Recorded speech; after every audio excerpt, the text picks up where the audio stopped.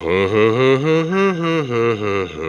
I forgot the cool countdown thingy. Oh, I totally have to do that. I mean, that is just like high class. We are so doing that in 3, 2.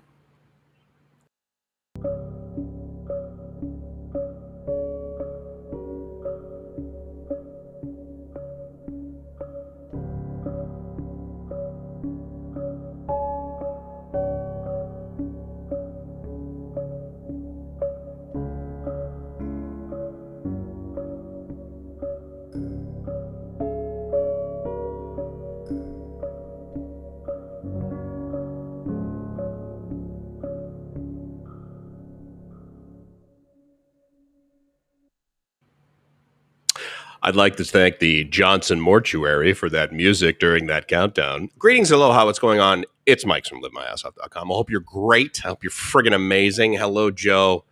And Joe says hello to Gracie as well. I just gave her the 2. Say, yo, victory. How you doing over there? In this order, Joe. Hello, Gracie. Hello, Mikes. Hey, man. How you doing? Good to see you. I wanted to do this. So yesterday, if you watched, thank you. Additionally, if you watched, then potentially you heard me talk about possibly doing talk about actually doing a live stream today. This morning at 8:00 my time. Shortly after that, I had a discussion via WhatsApp with a buddy of mine back home, meaning the U.S., California. And I hadn't talked to him in like 3.5 weeks. And I looked down, and I had been kind of pinging him for the last several days. And I thought, he's not available. What's going on? So then finally got back to me, and I know he's busy and he's tired. And when he gets done from work, he's like tired and he comes home, right? So we finally connected. The time we were going to connect is 8 a.m. this morning, Bangkok time, which is when I had scheduled my live stream. So Joe, thank you so much for reaching out to me and asking me about that. Patrick, good to see you. Thank you for coming by, sir. Appreciate it. And thank you for saying hello to everyone else in the chat. The Johnson Mortuary was like providing that deeply emotional music, and I really appreciate that. Talk about a random. I clicked on that, and I'm like, not exactly what I was hoping for. Stab them and slab them, right? There you go. Sounds good. So currently, today I have, and I assume you mean years sober. Thank you, because you guys are my buddies, and we hang out here at the Cool Kids table, where at least I'm the sober one. I'm the designated driver for all of you guys. How's that? So anyway, so as of today, I have 28 years, 363 days. Saturday in Bangkok, 6 p.m. Friday, the 28th of May in Southern California is when I went to my first meeting, and that is the day that changed my life. For the better. Yeah. My appendicitis, man, that day changed my life. Yeah, but not for the better. So anyway, I'm having gratitude attacks this year because, of course, 29 years ago today, I had not been sober for 3 straight years. And so therefore, as I reflect back on where I was last year, let alone where I was 29 years ago, when my party was crawling around on the ground naked, sweating, talking to bugs, and I weighed 130 pounds. That was about as good as it got for me. And I was spending approximately $1,500 a week on cocaine. And I don't do that now. And there was no YouTube at the time, so I couldn't make a YouTube video about cost of living on cocaine in Southern California. Which, of course, you probably would do that now because, of course, as a Thai vlogger, I have to make videos about how much it costs me every single month to do what I do. And so back then, clearly, I would have been so upfront and forthcoming about how much I was spending on ruining my life and committing suicide on the installment plan, but no longer. Anyway, so that's Saturday, and I'll do a little thing in the morning.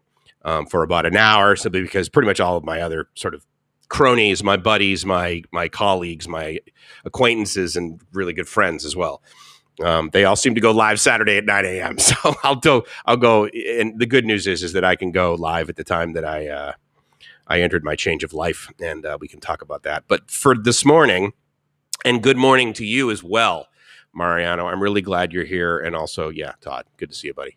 Thanks for coming by. Just sent a message. I apologize. I didn't realize you were. Oh, hey, dude, you don't need to apologize for reaching out to me. That's okay, cool. We'll talk. Let me know if you would like to discuss, not obviously the specifics of this, but I can discuss this in general as it may be of interest to others. So you let me know. How's that?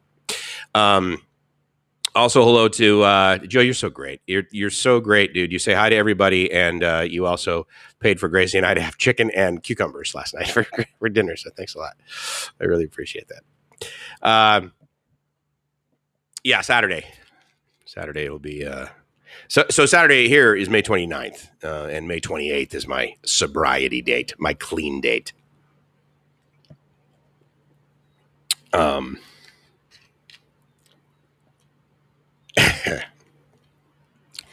And so a gratitude attack, how that manifests in my life is traditionally tears of joy.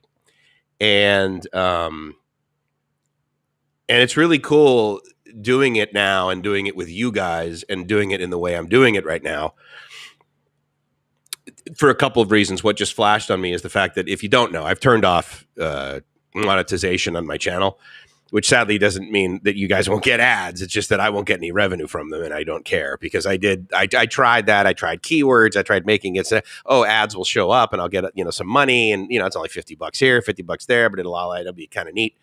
And at the end of the day, I got my W-2 or 1099 or whatever the thing is that they say. I think it's like a G something. And it was like $750. And my tax guy was like, I know it's more of a pain in the ass, isn't it, to deal with this? Then I said, okay, done. That's not happening anymore. But you can still buy me a smoothie, actually. No, I'm just kidding. The point is that I believe that, I've removed any degree of sort of objectionable behavior or scenario within this YouTube channel, certainly, that would make people be like, oh, he's just crying on camera for the attention.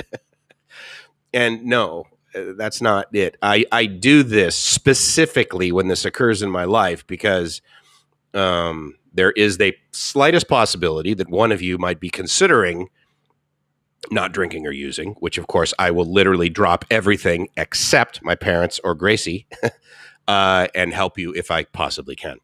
Secondly, the only way I get to keep this is to give it away, is a very common phrase in my community that I believe wholeheartedly. And the only reason I get to be this successful and to have this much gratitude is because of guys like you that swing by the Cool Kids table and make it truly what it is, the Cool Kids table.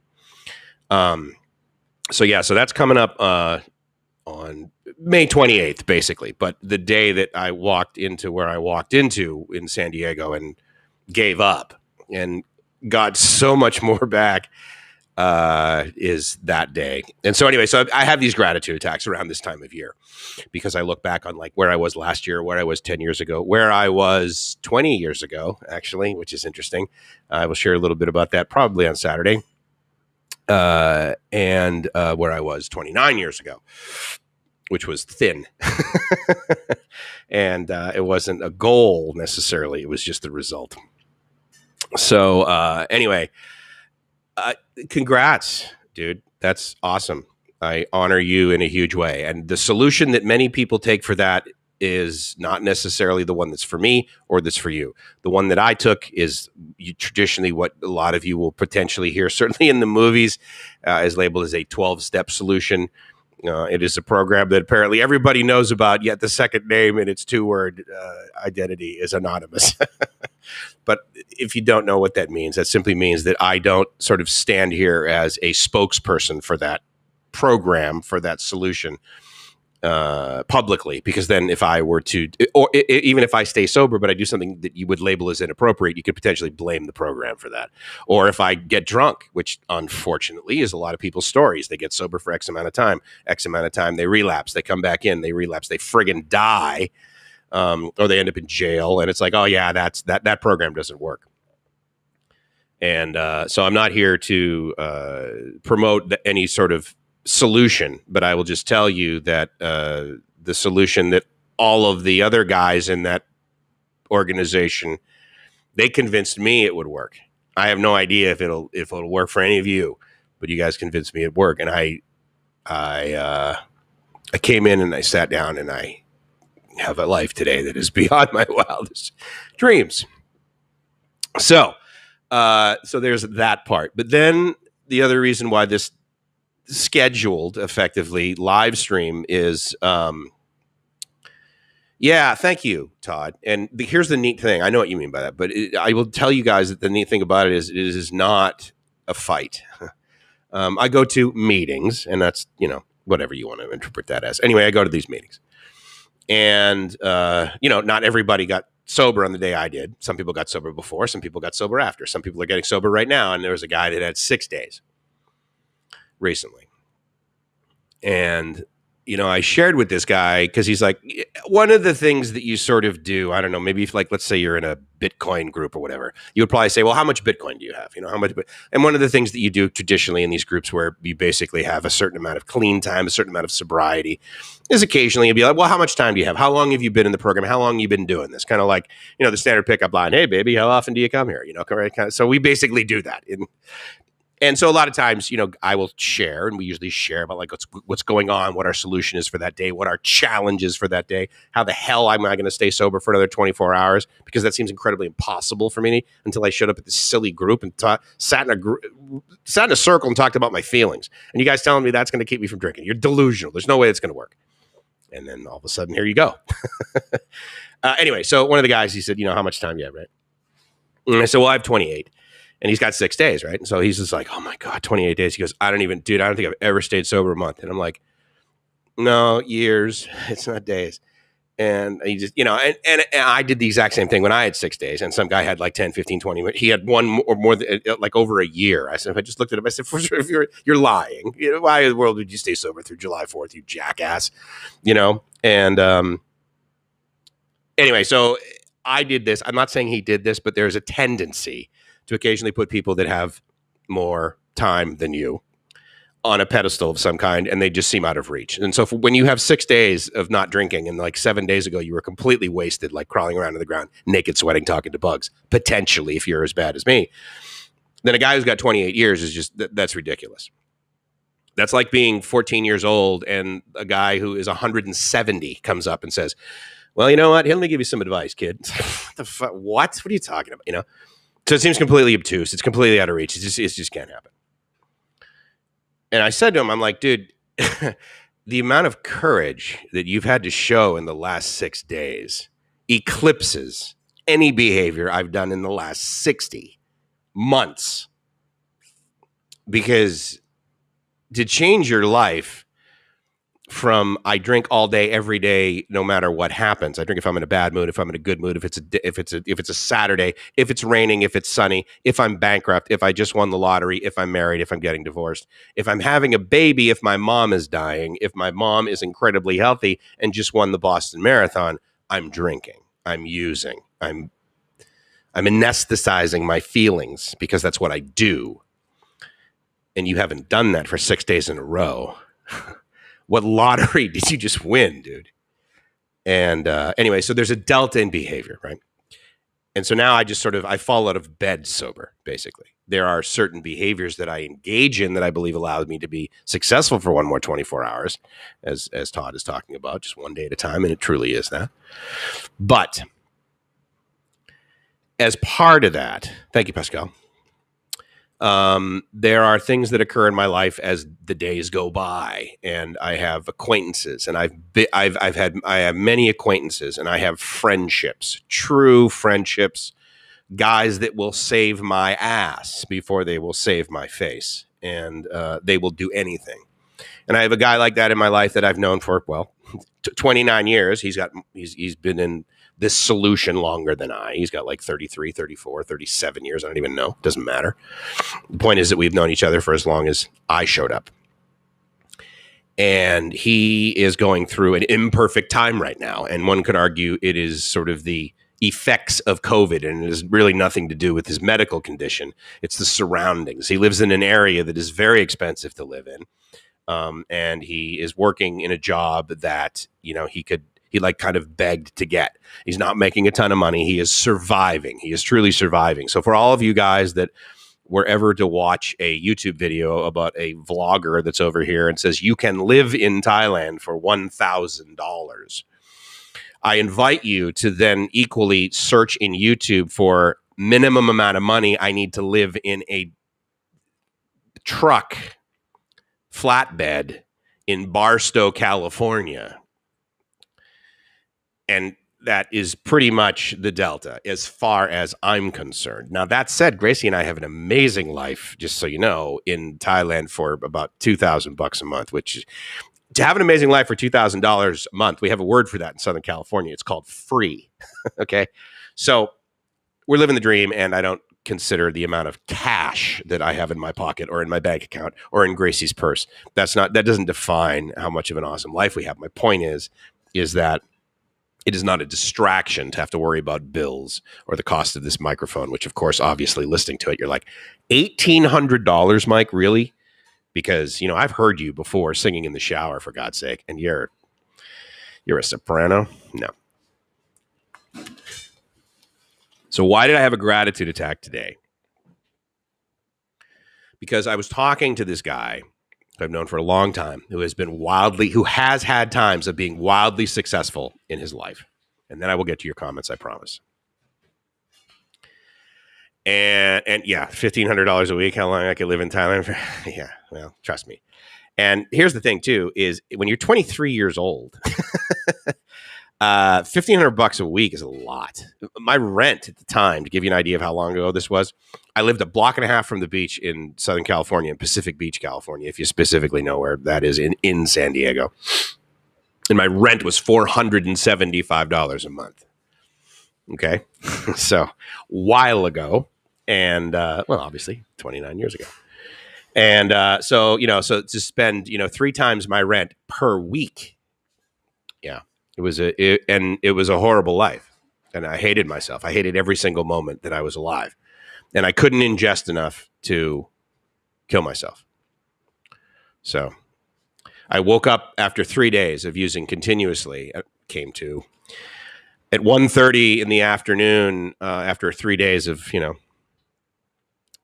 again trying to kill myself on the installment plan. I woke up at 1:30 in that afternoon, and I woke up, I said, oh crap, looked in the mirror, and I'm like, God damn it, I can't even do this right. I mean, my goal was to not wake up at 24. Okay. So my goal when I was 22, 23, 24 was to simply drink and use drugs until I died. And I figured, okay, well, if I can make it till 30, like that would be, and I know looking at me, you're like, well, Mike, obviously you made it to 31. Congratulations. But no, it turns out I'm older than I'm 53. And I have this friend who is a little older than I am. And it seems like just sort of one piece of bad luck after another, in the sense that he's not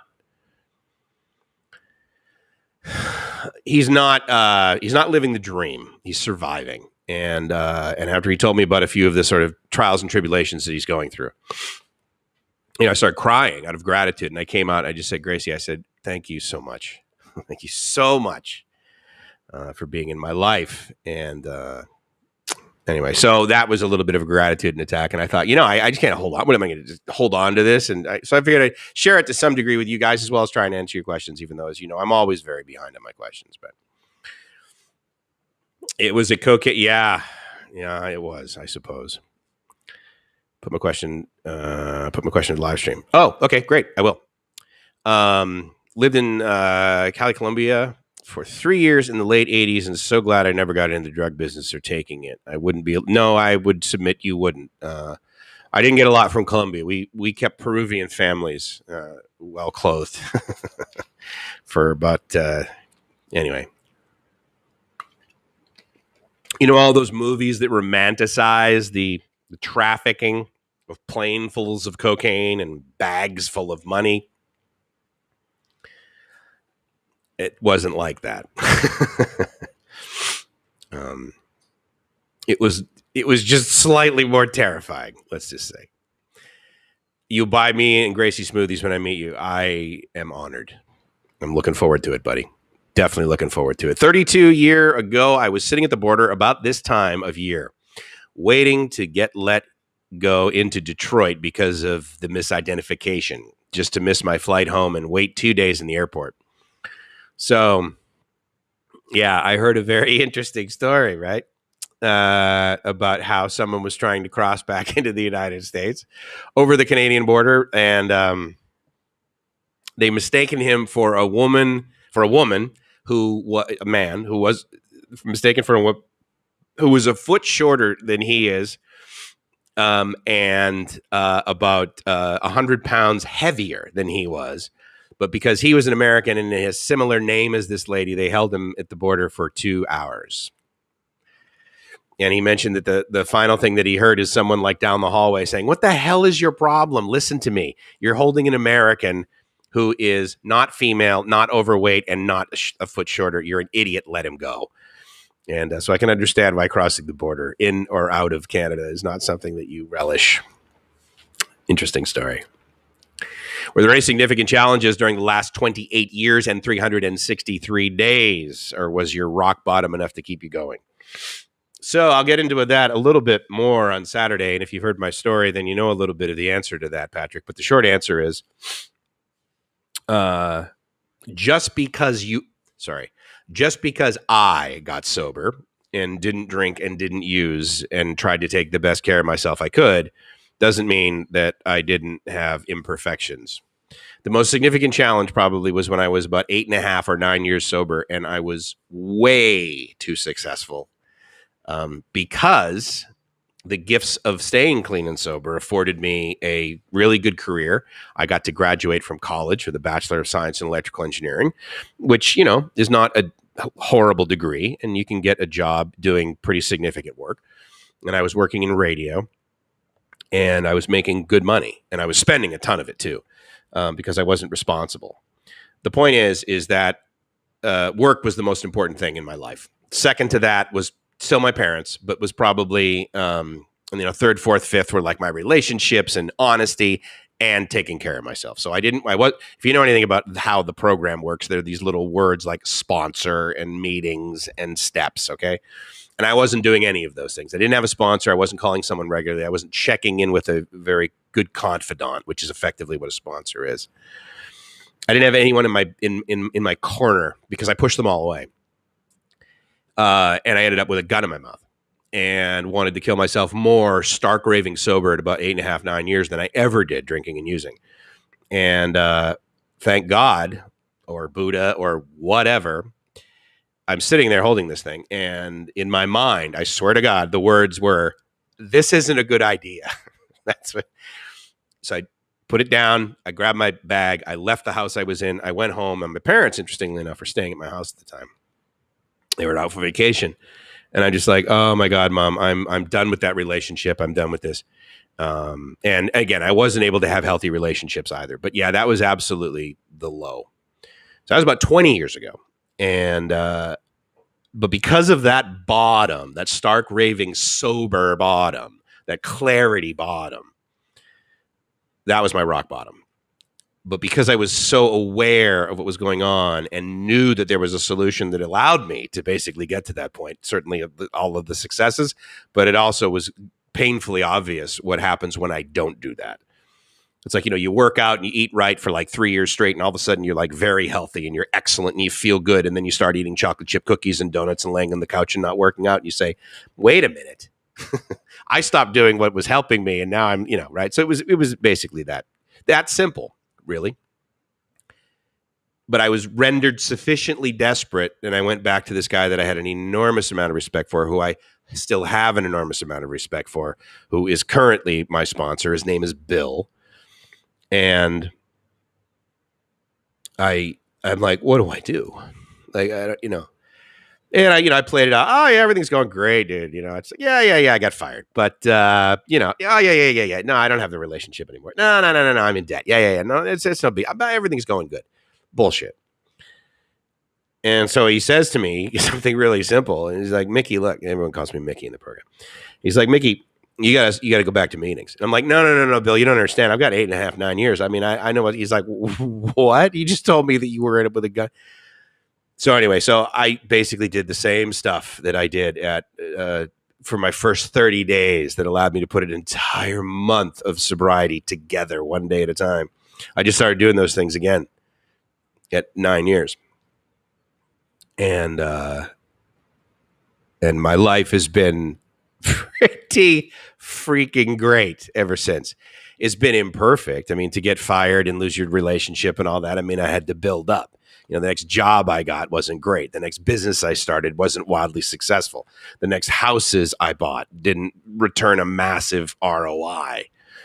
And, and I lost money, and I don't know if I lost any more relationships, but I certainly had a road back to building back relationships that were built on integrity and trust and the kind I like, the kind that I have, or the kind I get to have with Gracie right now. And significant amount of trial and error. Yeah. So that was it. But I just saw this as kind of fun. Yeah. The first rule of Fight Club, indeed, it doesn't exist. There is no Fight Club. You don't talk about it. Dad was an alcoholic. I have had 2 times I walked away from a bottle because instead of occasional fun, it was needed, and it should never be needed, as my dad said. Yeah, I would agree with that statement, dude. It's tough when it becomes that. Never had to fight it as hard as me. Yeah, I mean, it's, some people fight hard against that. Some people battle cancer and survive it. Some people go through 3 divorces and then realize, wait a second, I need to work on myself and be a better partner before I can attract somebody healthy. You never know. I am great, York. Thank you so much for coming by. I really appreciate it. It's great to see some of these names that I haven't seen in a while, simply because I haven't clicked on Go Live in a while. So thank you for actually a very enjoyable yesterday with both Gracie and I that prompted me to do this again today. And I know what surviving feels like. Exactly. Yeah, it's less than awesome. And flatbed and Barstow, with or without running water. Well, see, that's the thing, right? I mean, you got to define your own level of awesome sauce. So I'm guessing with you, White Wolf, you're probably thinking, I don't know, I could go natural gas. I mean, it could be, for you, it could be a Vespa. Who knows? It's just all how you define your level of success, buddy. Morning, all and sundry. Sorry for being late to school. What do we know, guys? You're never late. You're on time. You're exactly where you're supposed to be at this moment. Cherish it. I'm glad you have a note from your mother, though. I respect your mother a great deal because she allowed you to, hey, honey, here's my signature. Practice this, won't you? Yeah. You are. Absolutely. I completely agree. Jason, good to see you, buddy. Perhaps you can invite him, your friend, to move to Southeast Asia. I have, and it's sadly not that simple. There are things keeping him there, not the least of which is he sadly didn't make it a priority to pay his federal income tax. And so he owes the government a lot. And he's not an American citizen. He's a citizen of a country that we respect a great deal, like Britain or that sort of thing, let's just say. And however, as you may know, the 2 databases are connected, is the short answer. And so therefore, if you owe the government more than $50,000 and you're a foreigner and you try and get back in, we discuss that. So him leaving right now would need to be for good, and he would need to have some degree of backup. And right now, he doesn't have a whole lot of backup. He's working on a backup. And I'm really grateful that for whatever reason, whatever I did a few steps in a row and then a few more. And then all of a sudden, Gracie showed up in my life and I got to continue with that. That didn't end that weekend. That allowed me to continue a relationship with her because, she had something I wanted. I had something she wanted. It involved integrity, honesty, smile, hugs, and a possible future that might bring a little bit of happiness. And so we kind of decided to join together with that one. But believe me, there's a lot of my buddies back home. Good to see you, Jason. Yeah. That want to be here. Not the least of which is because they watch Asia Unscripted, right? Boom, boom. See what I did just then? Boom. How you doing? Yeah, at the border. Hello, Robert. Good to see you. Thank you for coming by, sir. That's a sad story. I'm so glad you survived that fork in life. Yeah, me too. Thank you, MedTech. I appreciate you. I appreciate you listening, and I appreciate your empathy, sir. Been listening for a while. Stuck. Good to see you, man. Thank you so much for coming by. It's great to see these. It's great to see my friends here. Basically, I selfishly, I pray to God you guys all fly here. So Gracie and I just have to walk down the street or take the BTS. But I just hope we meet someday. MedTech Bieva says, I am the sundry. And yeah, there you go. You guys like this new chat? I actually didn't like it at first, but now I like it because it says the comment at the top and the name at the bottom versus the inverse of that, which occurs in the StreamYard platform. Just so you know, this is the Restream platform. Restream.io is there in case you have any interest in this.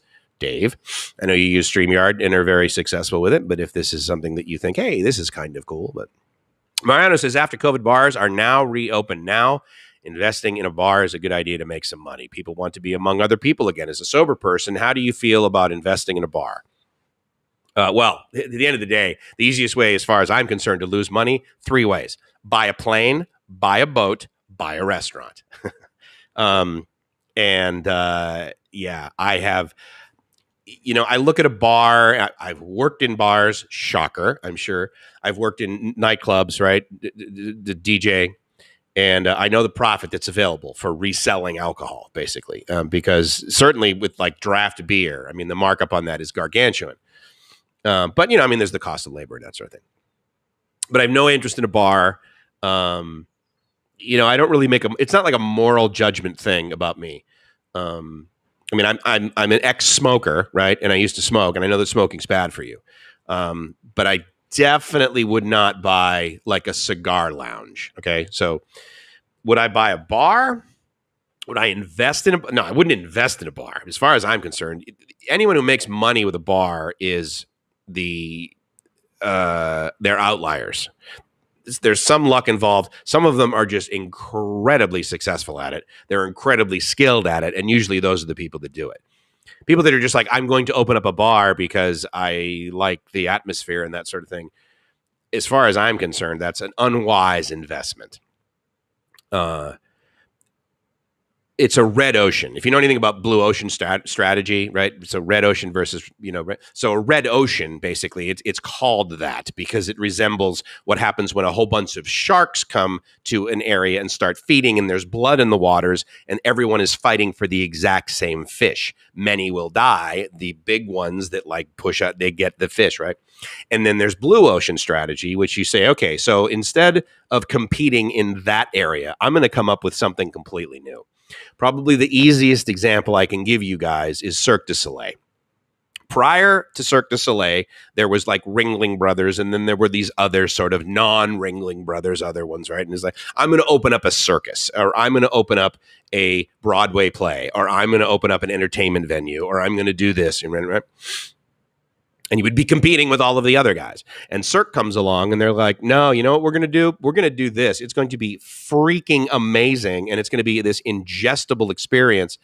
And as it turns out, we're going to charge 17 times more than the average amusement is for something like this. Cirque du Soleil. That's a blue ocean.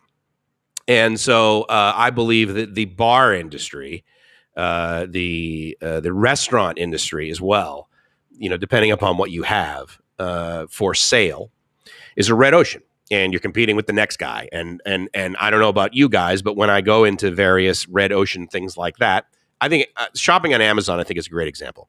If I go to Amazon and I type in headphones, okay, and there's a guy selling these exact headphones. I just did it recently. I'll give you a great. He was selling it for 1,500 and something baht. And then I scrolled down a little bit, and the next guy was selling it for 1,496 baht, and I bought those because it's the exact same. Why would I bother? All I had to do is like literally scroll my mouse 4 inches, and I just saved 100 baht. And as you guys know, 100 baht, that feeds Gracie and I for a whole night. So why wouldn't I? So it's that red ocean. It's like these guys that make these drop shipping courses, which is why I joke around about them so much, especially the ones that are like, you can put a product up on Amazon and here's how I've been wildly successful. It's like, dude, everyone else is selling that widget, and the guy that sells it for 1 penny less, he's going to be wildly successful if you get right. So my point is, is that I wouldn't get into that. Now, you could argue, well, Mike, what about radio? Radio is a red ocean. Right. There's no way I'm throwing up a terrestrial radio station. But internet radio, way too many people think about internet radio as basically internetized terrestrial radio. Let's take an FM station and take the audio that's going to the transmitter. Well, let's just like throw it onto the internet and then consider it, but let's really focus on our local market. That's retarded. Okay.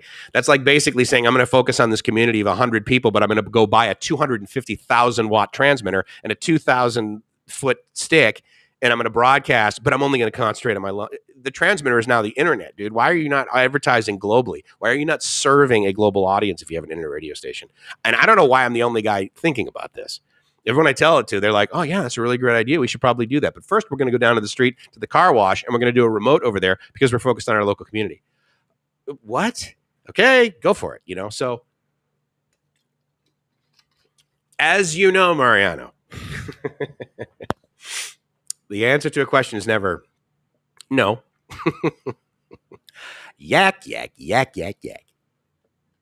Aloha, Daniel. Mahalo for coming by, man. Good to see you. Appreciate your story. You're sharing your story.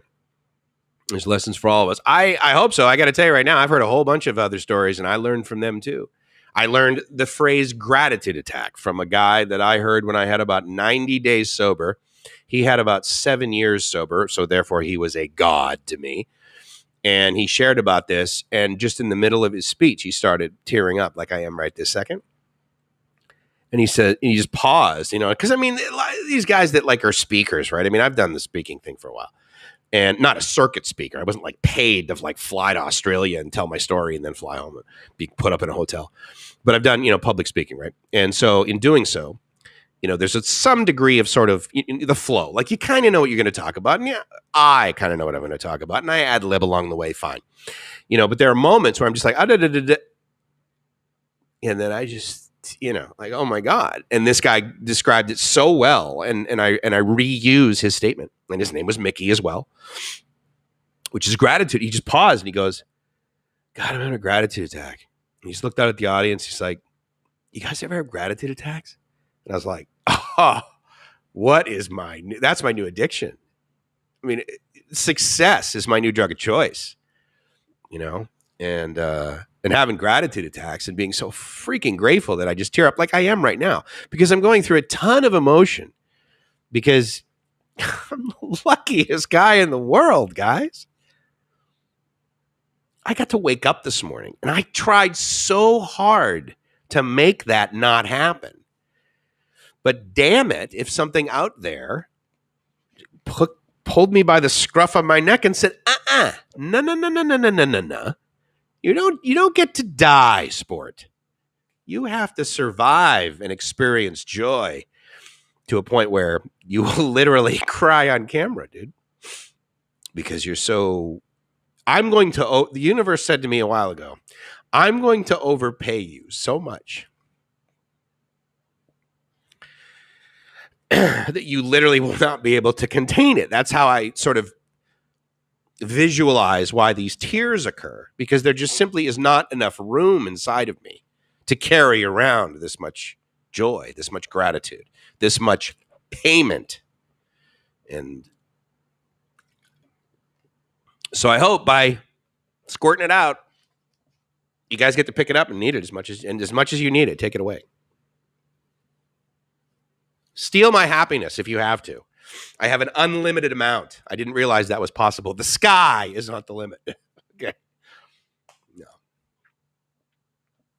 Not if you... I'm living the dream, guys. I'm living the dream. Did I just miss a big comment? I apologize. Stuck in a semi in Bakersfield every Thursday and Friday. For a Fritos load each week to head back to Washington. That's why I ask engine or not off in Barstow. I would say engine on. You're probably looking at needing a little bit of AC. How's that?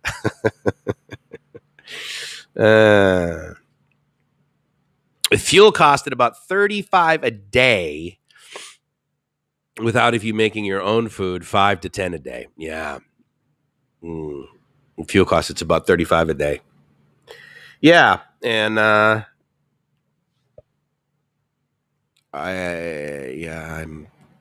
happy. Thank you for sharing, Mike. We have just love. I love you too, dude. You're so cool. The videos you make are so, hey, it's Joe. I'm hanging out on the sidewalk with my mask. And I don't know if you guys watch, if you don't subscribe and watch some of Joe's videos, just friggin' do it. There's no way you have so much going on in your life that you can't watch at least a couple of his videos, okay? Go do that. And if you leave those videos and you do not say to yourself, God, I just want to kind of, I just kind of want to walk down the sidewalk to this guy and give him a shoulder and say, hey, dude, I'm glad I know you. If you don't say that, get the hell out of my cool kids table because Joe's awesome, man. He's great. And I love having the opportunity to have friendships like that, like with you and Stuck and Joe and Chris and Todd and Patrick and White Wolf and all of you guys. I know you weren't saying that about Joe, but he grows on me too.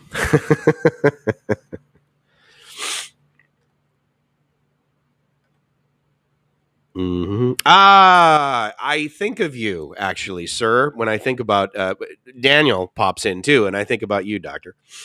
So aloha to you. Mahalo for coming by. Always good to see you, man. If I could find 100s that weren't yellow flavor, if I could find the white flavor again, because I'm racist, then that would be awesome. At the cool kids table, Mike is 1, Gracie is 2. Yeah. There you go. I think it's a pretty close second. I think we share 1. How's that? But thank you. You're cool, Joe. Hey, good to see you, man. Gracie knows your real name because she knows your Facebook name. Walking in my shoes. Robert, right? The guy with the black and white photo with the beard.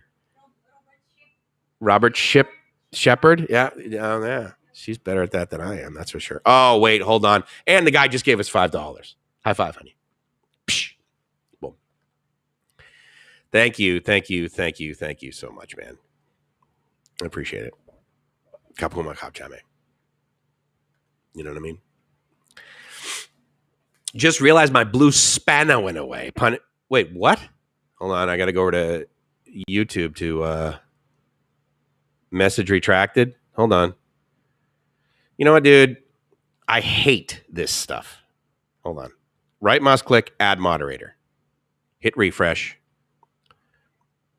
I'm just glad that I worked for a couple that was from South Africa. They're some of my best friends, Laurel and Errol, rather, and Brenda. And they taught me what a spanner is. And I literally just clicked on the 3 dots. I went down to add moderator. And right now, the only option by your name, Chris, is remove moderator. However, if I hit refresh, I don't see your spanner. I don't see your wrench. So I don't know why YouTube is so freaking incompetent when they literally have a room full of engineers that are way overqualified. But I'm really sorry about that. Anyway, thank you, sir. Appreciate it. We already went grocery shopping the other day, and I think we're gonna have salmon tonight because but just so you know, so that's 150 baht, right? For 100 baht, Gracie and I get a nice piece of salmon, and so then for a little bit more rice, and so hey, thanks for feeding us. Thank you for feeding us for one more night. My gratitude is infectious. Thank you, sir. I appreciate that. I seek out streams like this, by the way. I don't just produce. And occasionally I'll run across one that resonates with me. I mean, they all don't. Not all of them do, right? And shoot, let's face it. It's not like I've got 1,000 concurrent viewers. I mean, I don't resonate with a lot of people either. But it's just like you guys decided to show up at the cool kids table, and there you go. So yeah, thank you very much for my puff tissues stock tip. I shall do that. Thanks, Joe. Only had half a glass of beer once. 1 glass of spiked OJ. Those are my only 2 alcohol experiences, so I apologize if it's difficult to relate to alcoholism. Well, you don't have it, so you don't need to apologize, buddy. That's like saying I'm really sorry that I don't have lymphoma.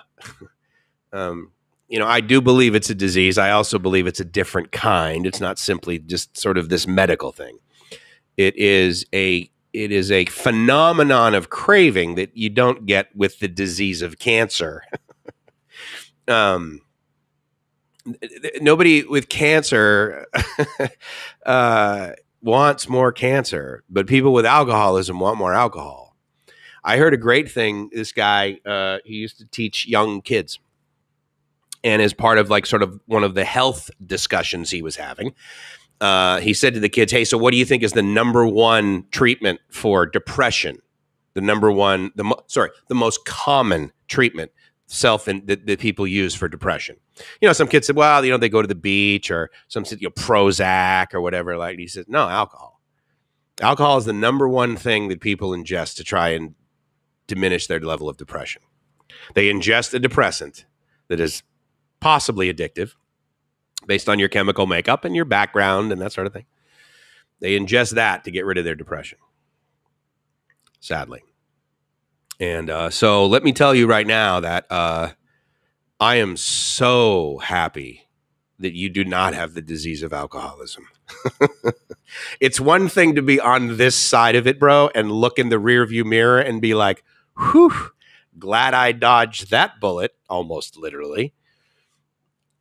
But yeah, it's not something you want to get just so you can reap the benefits of the solution. Let me just say that. I remember the first time, like I had tasted my dad's drink, like on the counter and was a kid and been like, oh my God, why in the world would anyone purposely ingest this? This is worse than that damn cough medicine my mom gives me. Right. And, but the first time I like drank, cause I wanted to be one of the big kids, it was the reasoning for me. I have no idea how much I drank. It was a lot. I was 15. I was either 14 or 15 years old. I think it was 15. I blacked out. I drank so much that I don't remember what happened, but I was told that I repeatedly fell down a flight of stairs, meaning I was so drunk, I guess I walked up to the top of the stairs and accidentally fell down. It was one of these stairs that like goes like this, halfway 6 stairs and then another 6, and there's like a 90. Apparently I like fell down it and my buddies laughed at me, and I guess I liked that attention. And so then I purposely went to the top of the stairs and fell down again several times while I was in this drunk blackout. So I woke up and I had like all these bruises on me, and I like felt, that hurt. And I was like, oh my God, I'm never going to do that again. That's crazy, But then the next time I drank to excess, which was not shortly thereafter, I was at a party and there were girls there. And I don't know what I did. Apparently I like fell down on the kitchen floor and I was like flopping around like a fish or something. I wasn't having like a seizure, but I was like doing something crazy. And everyone like just started pouring beer on me or something like this. And it was very, it was demoralizing, right? But apparently I liked it and I kept doing it. Well, there were girls there. And so then I woke up came to the next morning, of course. And I think that's right. I also like walked out of the backyard of that house and I fell head first on a chain link fence. It was about waist high. And so I sliced open my head and I had all this blood in my hair. So I woke up, my buddy called me. They're like, dude, how are you? And I like put my fingers through my hair and there's all this like, I'm like, what? So anyway, so he just tells me the story that I just gave you guys. No, I'm good. Thank you. And they were like, yeah, man, these girls, they thought you were hilarious. And I was like, so what are we doing next weekend, guys? Right? So whatever the motivator, it wasn't just the attention from the girls, believe me. It was feeling like one of the big kids. It was getting out of myself. I didn't like myself. I didn't realize until afterwards that I had the rearview mirror available of sobriety, where I looked back and realized that I wasn't comfortable in my own skin, amidst the fact that I was surrounded by a family that gave me literally everything I needed. That is for damn sure. They gave me pretty much, the joke is I used to say, I got everything I wanted as a child with the exception of a plane and a pony. And even that, I didn't want a pony. Plane would have been cool, but then I would have had to take lessons, and that would have taken effort. It's like I really want to be able to. I really want to be able to play the piano, but I'm not about to take a lesson, right? But I was just inundated with solution and positive reinforcement and encouragement and resources. But I just didn't, I wanted to be somebody different.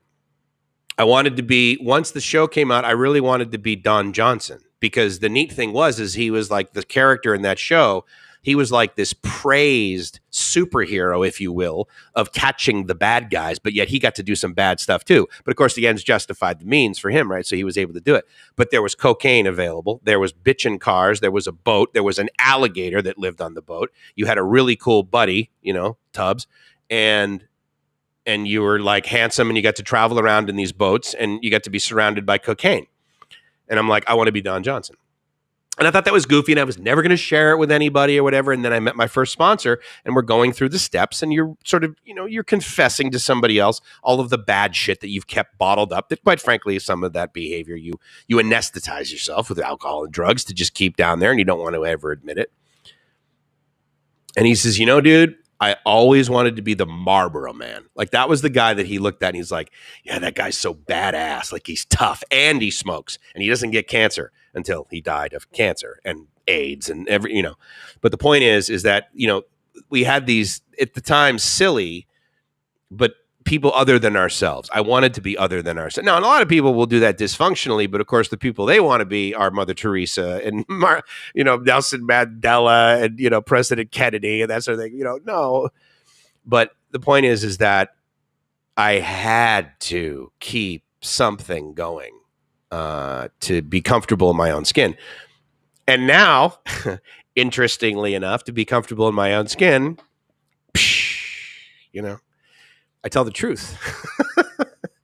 And I share my feelings, and I try. I believe I succeed. I act with integrity. I act. It's not real. I'm just acting with integrity. But, I do the best I can with the awareness I have. And I believe I have quite a bit of awareness, and so I have a responsibility to act with integrity. So Joe has 16 subs. Well, you guys better get to it. Oh, did one of you say, hold on. Joe, you should share the link. Joe, do you have a wrench? Stand by. Yeah, Joe has a wrench. He can share his link to his channel. Do you have a wrench yet, Chris? There we go. Finally. Okay, good. I guess it took a while to refresh. I guess it takes a while for a massive, giant, one of the best clouds of computers globally. It takes a while to refresh. Give me a break. Thanks, Mike. You just gave me an idea for my next video. Great. I'm honored. You let me know when it is. I want to watch it. I saw you come in, dude. That's why I have the chat over here, but you guys know I'm always behind. Great to see you, Juan. ¿Cómo está? So psyched you're here, buddy. Bummed we never got to physically hang out in San Diego, but I'm psyched for us to do. Can you put the BKKFM on the live, please? Yeah, I wish I could, actually. So there's imperfections, and I know you're joking. There's imperfections with this restream thing. Not the least of which is that I can't just drag and drop that logo to a different spot. I also can't use layers really in this, which really bums me out. And I'm stuck. I am going to get to your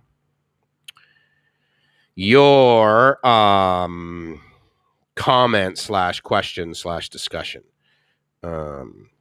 I just want to make sure.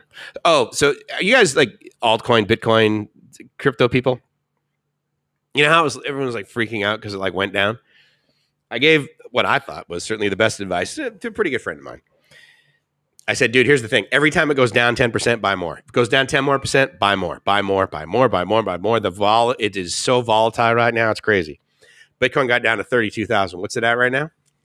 Meaning, here's what happens is I set notifications to various coins that I have or follow. And the minute it goes either up or down 10%, I get a notification. So one of the ones that I have, which is XYO, that just went up 13.41%. Yesterday, it went up 12%. So, and you know what happened 4 days ago? It went down 43%. Didn't freak out.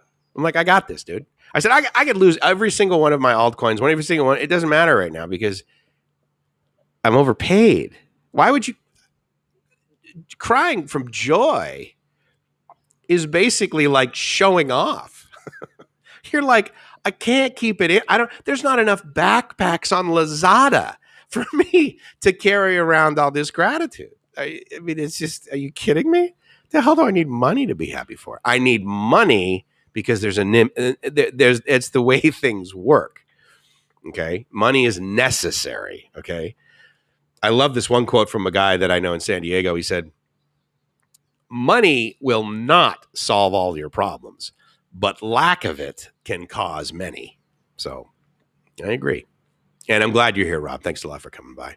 And no, BKK.FM, actually, that logo should be a lot larger. Am I right, Joe? Mm-hmm.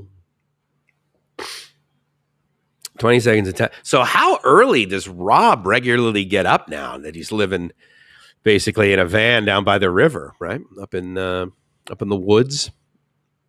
You must have a back 40, though. That must be pretty sweet.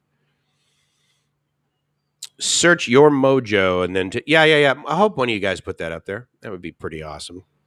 You should find something that says, oh yeah, exactly. Yeah, his what is his Gmail address, right? Whoa, hold on. Okay, so here's the biggest downside to the using these frames or these solutions is that I don't get those displayed right away. Obviously, I know they show up very quickly in YouTube. So, Chris, seriously, dude, thank you so much. Because let me tell you something about Chris. And you guys do this as well, but Chris and I just happen to do it a little bit more frequently. He adds value to my life. We regularly, probably almost daily, have a little bit of interaction, and we joke around on like chat, and we say, "Oh yeah, remember when we were young and did this?" Or "Remember this is really funny?" Or "Let me show you this inappropriate picture of Stewie having sex with a monkey," or whatever, right? And from Family Guy, by the way. And anyway, so we do that. So he brings value to my life. He brings joy to my life by doing that. And then he just like seriously gave me 10 Aussie dollars, dude. Do you have any idea how long we're going to be able to eat for 10 Aussie dollars? Thanks, man. You're awesome. I really appreciate it. The software responsible for the lack of mango emojis, etc. for members. You told me to let you know when stuff has changed. Now grab a smoothie. God damn it. I shall, dude. I shall. All you guys at the Cool Kids table actually, by the way, have permission to tell me when things are going wrong technically. I expect it.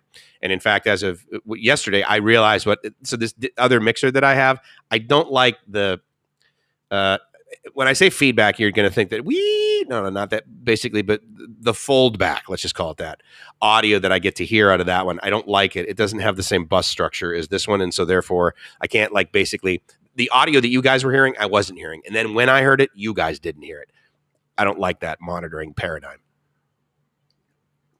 It should either be just me or both of us or the both of us. How's that? Sub to Joe, but I can't paste his link. Only a mod. You're not a mod, Stuck? Jesus God, what the hell? The hell is not the hell you. What the hell is my problem? Who else should be a mod, for God's sake? I think White Wolf should be a mod. MetTech's not a mod. Yeah, that makes a gargantuan amount of sense. What the hell? What have I been doing over here? Anyone else? Mojo, Mariano, Chris. All right, I think I did what I should do. If you guys think I don't know. Sorry. Anyway, as you know, I haven't been doing live streams in a while, so arguably I haven't been paying attention to this sort of thing. However, I do want to say thank you so much, Teresa, for all of the joy that you brought to my life and those around me when I was back in San Diego. She could still do it. She's not dead. It's just that when she and I met through this organization that I was a part of, that our honor to be the leader of for a while, or in the leadership role, let's just say that. My title was like, I'm the guy that is the leader, but at the end of the day, it's a team effort, as you guys know anything about leadership. It's, oh, yeah, I led the whole thing. I was in charge of Exxon, and everybody did. No. It's a team effort, dude. Anyway, the two organizations, effectively, that I got to be president of for a little bit. Teresa really helped promote my business for a while with her massive skills in photography, as well as just her personality that allowed her to, somehow like what I was doing and therefore share that from a genuine perspective, and that, helped my organization, but it also really It didn't really help my personal job that whole much, my earning potential, but it helped the organization that I was a part of. The It's all about the kids, in case you care what it is, which I believe added value to children, kids that were, and by children I mean kids that are basically teenagers in San Diego. So anyway, Teresa's awesome. Thanks for coming by. Mahalo. I think Joe's the mod. Joe should be. There should be a number of you now that can add links. Or Mike, could you post a link to or Joe? He just told us to watch him stuck in Florida. All right, stand by. Let me go. I think. Hold on. Let me just make sure that you've done that. I believe I saw a URL show up, so I think you guys have done that already, right? Okay, cool. Mariano shared it. Thank you very much. I see Joe saying, "Oh no, it's bkk.fm." There you go. All right. Yeah, let's get you up to 20 or so. I mean, would you say he has 18? We can get him up to 25 by the end of this live stream, for God's sake, man. Absolutely. I've been told it was a waste of carbon. Oh, come on. I know you're joking, dude. I can relate to your teenage drinking experiences and the outcome as an adult. Yeah, it's it does provide a foundation for wild success, provided you learn from it, right? And as you said, relating. Wrongly guessed that you're in the UK. BNP is a abbreviation for the political parties. Oh, yeah. No, he's down in Aussie. Do you say that, Aussie, or do you say Oz? Look at me. Look at you guys with your 100 participation level.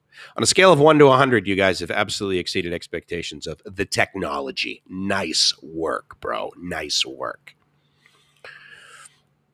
Miami Vice was a great show, wasn't it? Yeah. I mean, it was awesome at the time. I was finally psyched when they were like, oh, yeah, let's lose the kit car now that we've actually generated enough revenue and have them drive a real Ferrari. Amateurs. I'm so lame. I didn't even realize that Joe had a channel. Oh, no, come on. That doesn't mean you're lame.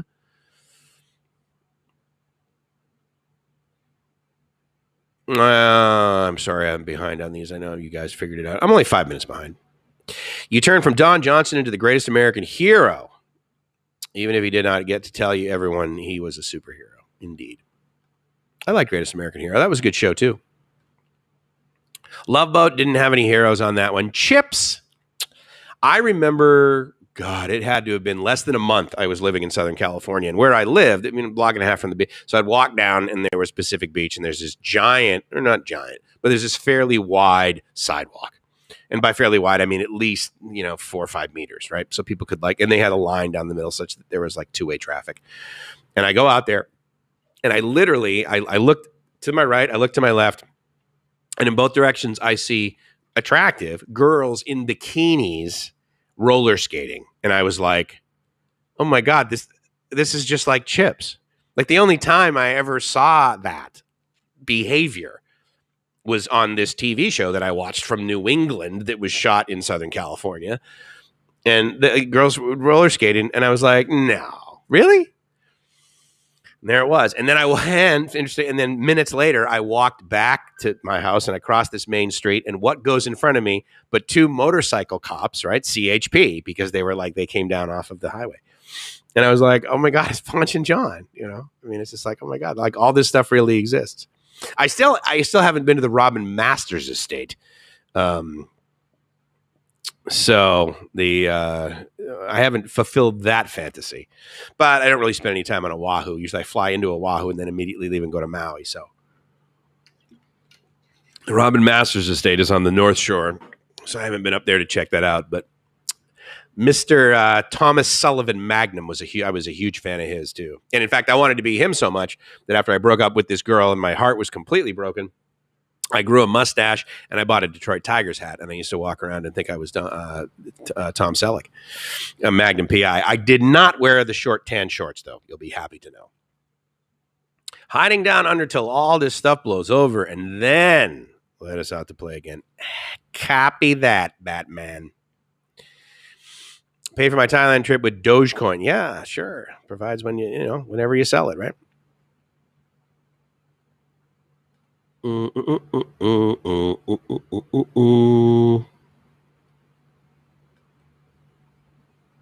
Yeah, see? Joe's like, yeah, here's my link. Hodl. Do you guys say that because you believe it stands for the misspelling of hold, or do you believe it stands for hold on for dear life? 8 a.m. Look at you, big boy. Right on, dude. It's awesome, right? I got to tell you, man, if I get up lately, I've been getting up after the sun has risen, and I feel like I'm just missing out because, I'm also addicted to everything. And so therefore, I want more. My drug of choice is more. There you go. Totally stoked. Thank you. I saw you guys share that. Really appreciate it, buddy. Ford is up big, I think, partly from the F-150 Lightning and that. Well, it's also up big because it was down so much. I mean, what did it hit? Did it hit 4, for God's sake? I mean, Jesus, dude. Although I do like them because all you got to do is type F and Ford shows up. Oh, no, but because of what I've been searching for, Facebook showed up. I'm like, wait a minute. Ford is at 327. That would have been, I don't know. Awesome. Oh, cool. They're at 14. Yeah, what did they get down to? They got down to like 430. I knew that was just, I mean, come on. I knew that when they hit 4, I'm like, no, actually, they didn't get down below 4, did they? What did they hit on this day? Yeah, 4.25 basically is the low as they got in April. But I was pretty confident once they went down to like round 4. I said, oh my God. So, I bought some and then sold some. In fact, you know who actually was really successful with Ford, I think, recently? Go More Hike. I believe he was sharing with me. He's like, oh yeah, I like Ford. So I bought, maybe it was some other auto manufacturer, but.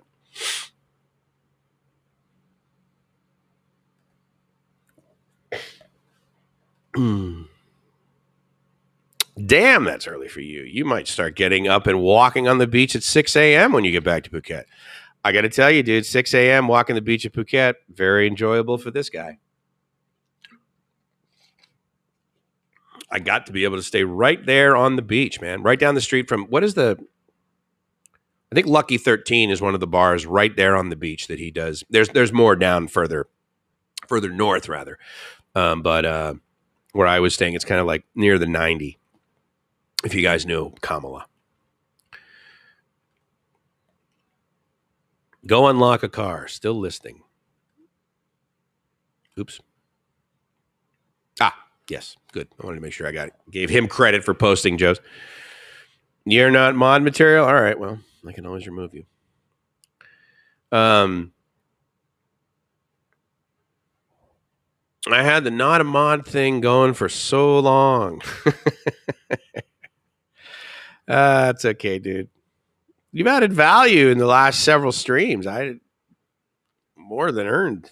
I mean, I don't know if it's something you earn, I suppose, but I do. I appreciate you sort of, saying, hey, this should go in the chat. This shouldn't. So you know what should go there. You're part of the Cool Kids table. You said we should talk about visas today. We are both the same age, 52 in 3 weeks. Happy birthday. I would like to work a few more years, but with a Thai retirement visa, you cannot work officially. That is absolutely accurate. Officially, you cannot. However, what I want to do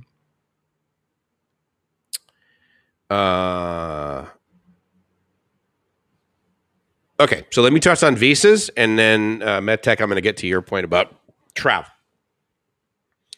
So you want to work and you're over 52. As you and I have talked about, and as many of us, I think, have shared that are from the Western world, to come to Thailand and make effectively what we would, let's say, label Thai wages, that would be bad. That would be undesirable. That would be surviving from our perspective. Let's just say that. So for the sake of argument, let's say you come over to Thailand and you basically still want to make $100,000 a year. Okay. US dollars. You're going to need to get hired and employed by a Western company for sure. And by that, I mean, like, you, quite frankly, not just a Western company, sorry, an international company that believes that you add that much value and therefore your ROI to the organization is justifiable. Now, you could, I don't know if it's probable. I don't know how possible it is, but or sorry, it's possible, let's say, but it's not yet very probable. You could come over here and you could get a job with True. You could get a job with AIS. You can get a job with what's the big data center company over here? Switch. You can get a job with the Switch Nap down in Chambéry. Big, whatever, and you could make that kind of money. But let's say you're be able to get employed. Really, that's the only way that I would recommend, unless you have some great fantasy of coming over here and somehow getting effectively Western wages, right? I just want to make sure this isn't my outdoor air conditioner. Stand by. Okay, cool. It's like a weed. I was going to say weed whacker, but I don't think they. Oh no, they do own those here, and they're gas powered. Yeah, that's right. That's what they use for lawnmowers. Anyway, so I would recommend if you're basically coming over here to work, that you go through the same paradigm that you would use to go to any other country and continue to work. And so, for example, for me, I believe that if I were to go to, like, if I were to get a Shenzhen visa, then it's basically like, look, you can come over here, but you need to pay into the social system, right? So you need to go through the proper paperwork of doing that. I believe if I went to Australia and wanted to get a job, I know one of the big things, like in the United States, for example, when you fill out a job application, one of the questions is, do you have the legal right to work in the United States, right? And really treat it like nothing else over here. So, I would never encourage anyone who absolutely was like, no, I definitely want to work to get a retirement visa. I mean, that's kind of, right? Just because it's just such a pain in the ass. And, at the end of the day, because there's an underlying legal framework that you're basically busting open by doing that. So don't do that. Get a tourist visa if you want to be a tourist. Get a retirement visa if you want to retire, and get a other type of long stay visa. Now, here's the thing. Don't forget to work in Thailand. Yeah, you need a business visa, but you also need a work permit. Okay. So, Now, Mariano, in your case, you've shared with me, you basically have your own company. And there's absolutely nothing wrong with coming over here and forming a company and employing Thai people, because, again, you can get them for very reasonable rates compared to what we're used to paying, let's say, in the West for the same amount of labor, right? And by labor, I can mean, programming Java. Okay, so you can hire locals to do that. There's also a program referred to as the Smart Visa. I highly encourage you, type in Thai Smart Visa in Google. It's literally like smartvisa.co.th or something. But at the end of the day, search for Smart Visa. And the reason I recommend that is because there's 4, maybe 5, I can't remember. But one of the types of smart visas is, we'll give you this amazing visa and you can do all this stuff. All you got to do is come over here and invest 25 million baht. No, so that's silly. Or you come over here and you invest in a condo, right? A lot of people have heard that. You buy like a $10 million. So that's an investment thing. And I'm talking about the 2 or potentially 3 types of smart visas, one of which is, I believe it's the S type, which I believe stands for startup.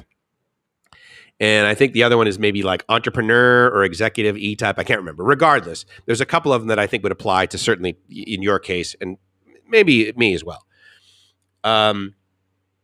Because the first type of smart visa you can get is involves basically it's a 6-month visa.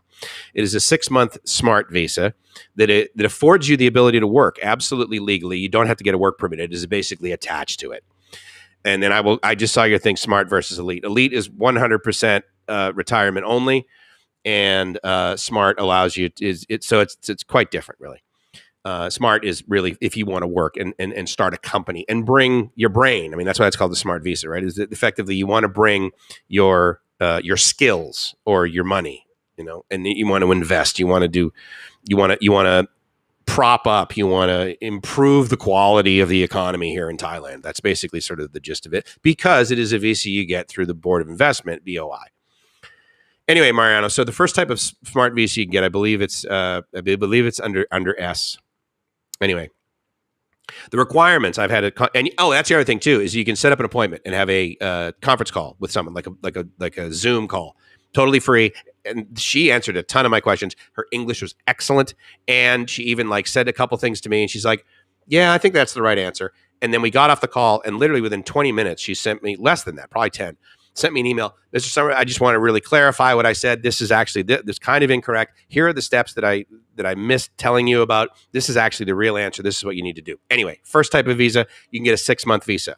What are the requirements for that? You basically need to present to them a PowerPoint presentation, not a full business plan kind of thing, but a pitch deck. You need to say, look, this is my company. These are all the things that I want to do. So for you, quite frankly, one could argue you could basically just make a 20-point PowerPoint or 20-page PowerPoint or something to that effect, which is basically a pitch deck of you saying, okay, here's the media company that I have that's been successful here in Europe. Here's how I want to Thaiify it. And here's what I want to bring to Thailand. And here's what I'm going to do. And here's now. So let's say you get that visa. Now, within those 6 months, their expectation is that you either leave or retire or do something like that. But usually their expectation is, okay, we're going to let you in here for 6 months and we're going to let you do whatever the heck you want. But there's going to be some degree of accountability. And we're going to kind of expect you to get to the next step, the next stage of the smart visa, which is 1 year or potentially 2 years. And the 1 year requirement is a little bit more. You don't need to do a financial investment. And again, verify this with the smart because it could have changed. But my recollection is that the requirements for that are that you basically say, okay, well, I'm bringing some money over here, or I'm investing in this, or I have this very robust idea, or I'm actually generating revenue, or I have, these people that I'm employing to some degree, right? And then it's either the 1 year or the 2 year. And I'm kind of combining these because I can't remember specifically the requirements for each one. But their goal is to put you on this trajectory where you basically form a Thai company and you have ideally a startup over here that is profitable. But of course, that's the fantasy. And that's not necessarily the reality for probably at least 51% of most startups, right? But they're like, look, what are your financials? How are you bringing value over here? And then you work with the board of investment. And then considering what you do and what I would be, is fairly technical, then you can get involved. I believe a good suggestion would be to get involved in what's called Thailand 4.0. And so True Digital Park is kind of part of that. But then there's, it's not called Thai Digital Park, but it's basically like this gigantic piece of real estate between Bangkok and Pattaya. It's like around Chonburi. And they're trying to make this massive, digital park, basically this like digital community where they have lodging, but they also have a whole bunch of, like co-working spaces and that sort of thing. Now, the downside is, you got to get there like with a taxi or something. You can't just like take the BTS to it, but they're putting in, high-speed rail and all of that. So that's another option, Thailand 4.0, but I would submit to you that that's much further into the future as far as you wanting to, work and do that. But look, here's the thing. Plenty of people like you and me have come over to Thailand and been like, wait a minute. They're not like, here's one of the visions that I had coming over here for a while is like, hey, so they're not doing this specific basic thing that we do in the United States all the time. I don't know what that was at the time, but as an example, you see something like, wait a minute. They need this. They need the ability to dial 911 on their phone and have the same experience that I have in Southern California, which is 10 minutes later, there is a team of EMTs and an ambulance and a fire truck, and they just like show up and they push everyone the hell out of their way to save your life and bring you to a hospital. One could argue the downside of that paradigm is it's ridiculously expensive to deploy and the infrastructure necessary is very, very costly. And maybe they need to spend more money on other things here in Thailand. However, the whole paradigm of 911, boop, and then all of a sudden people show up. You can even hit 911, drop your phone and walk away. Well, they know, and that's what enhanced 911 is. That's what E911 is. They know your exact GPS coordinates. They also have the ability, if you're in the middle of nowhere, if you don't know this, part of E911 is if you've got like one bar on your phone and you type E91 and hit send, then what the cell tower that is receiving you does is it sends a signal back to your phone, increases the power of it ridiculously to the point where it will heat up and almost burn your hand, but not literally.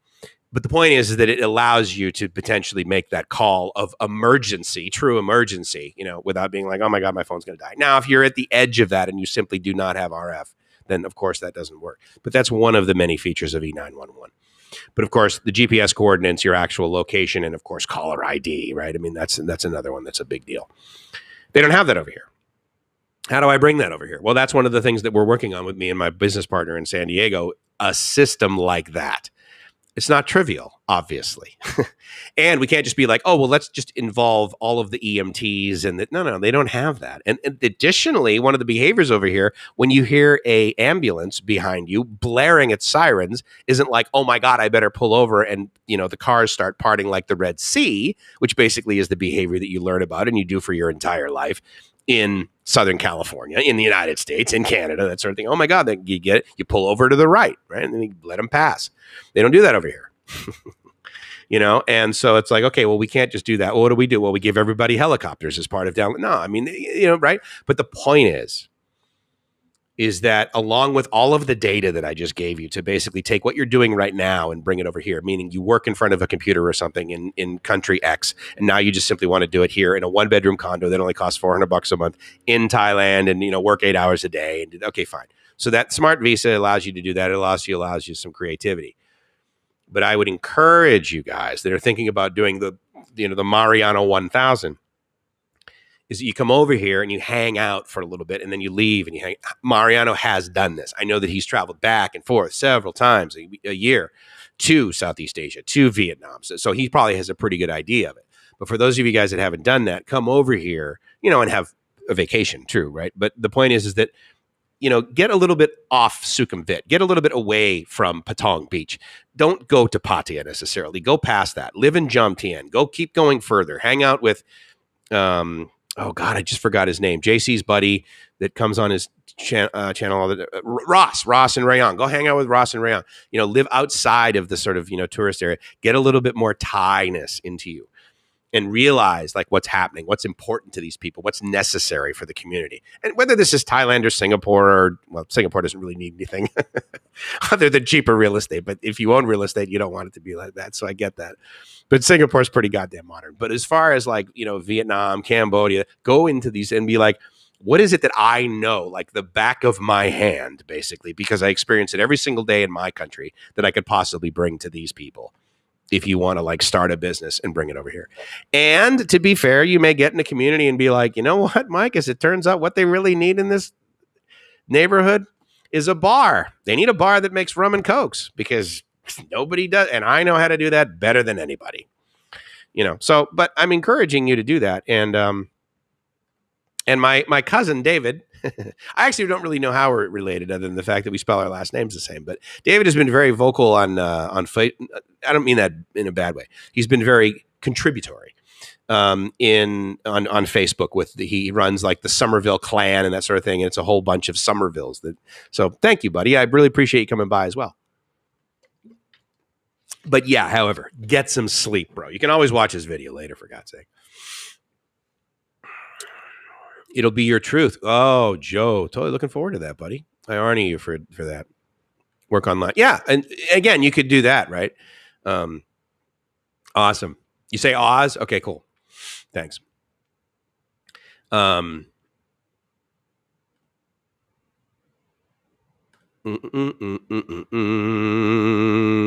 am I that far behind? Am I back to the? I'm 20 minutes behind. This came in at 11:14. It's now 11:34. But yeah, Chips was good.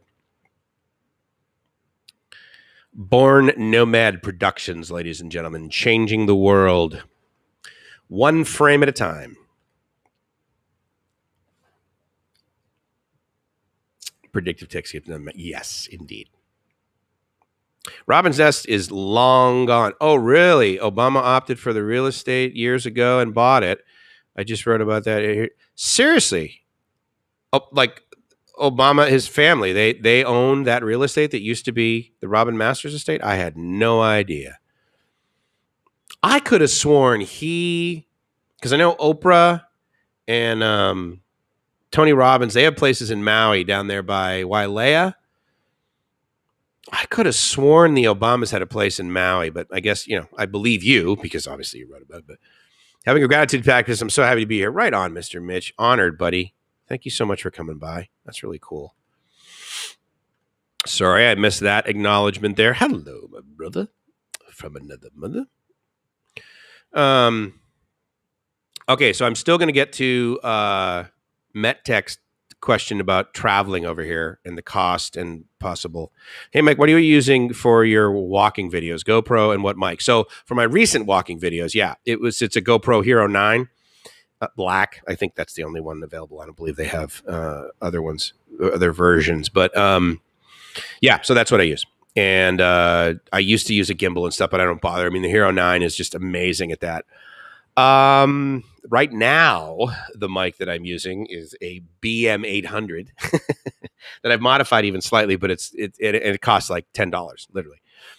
So I know it doesn't sound good. It picks up way too much white noise. I still got to change the caps out inside. The ones that are in there are so tiny, and the tolerance is way too high. So I really need to do that to get a little bit more low end out of it. But the Behringer mixer that I go through, I really like the Behringer mixer. I saved a little bit of money, which means I lost a lot of quality, unfortunately. And I bought a Moon mixer simply because I needed 2 XLR ins for Gracie and I to have the microphone so we could do the live stream together.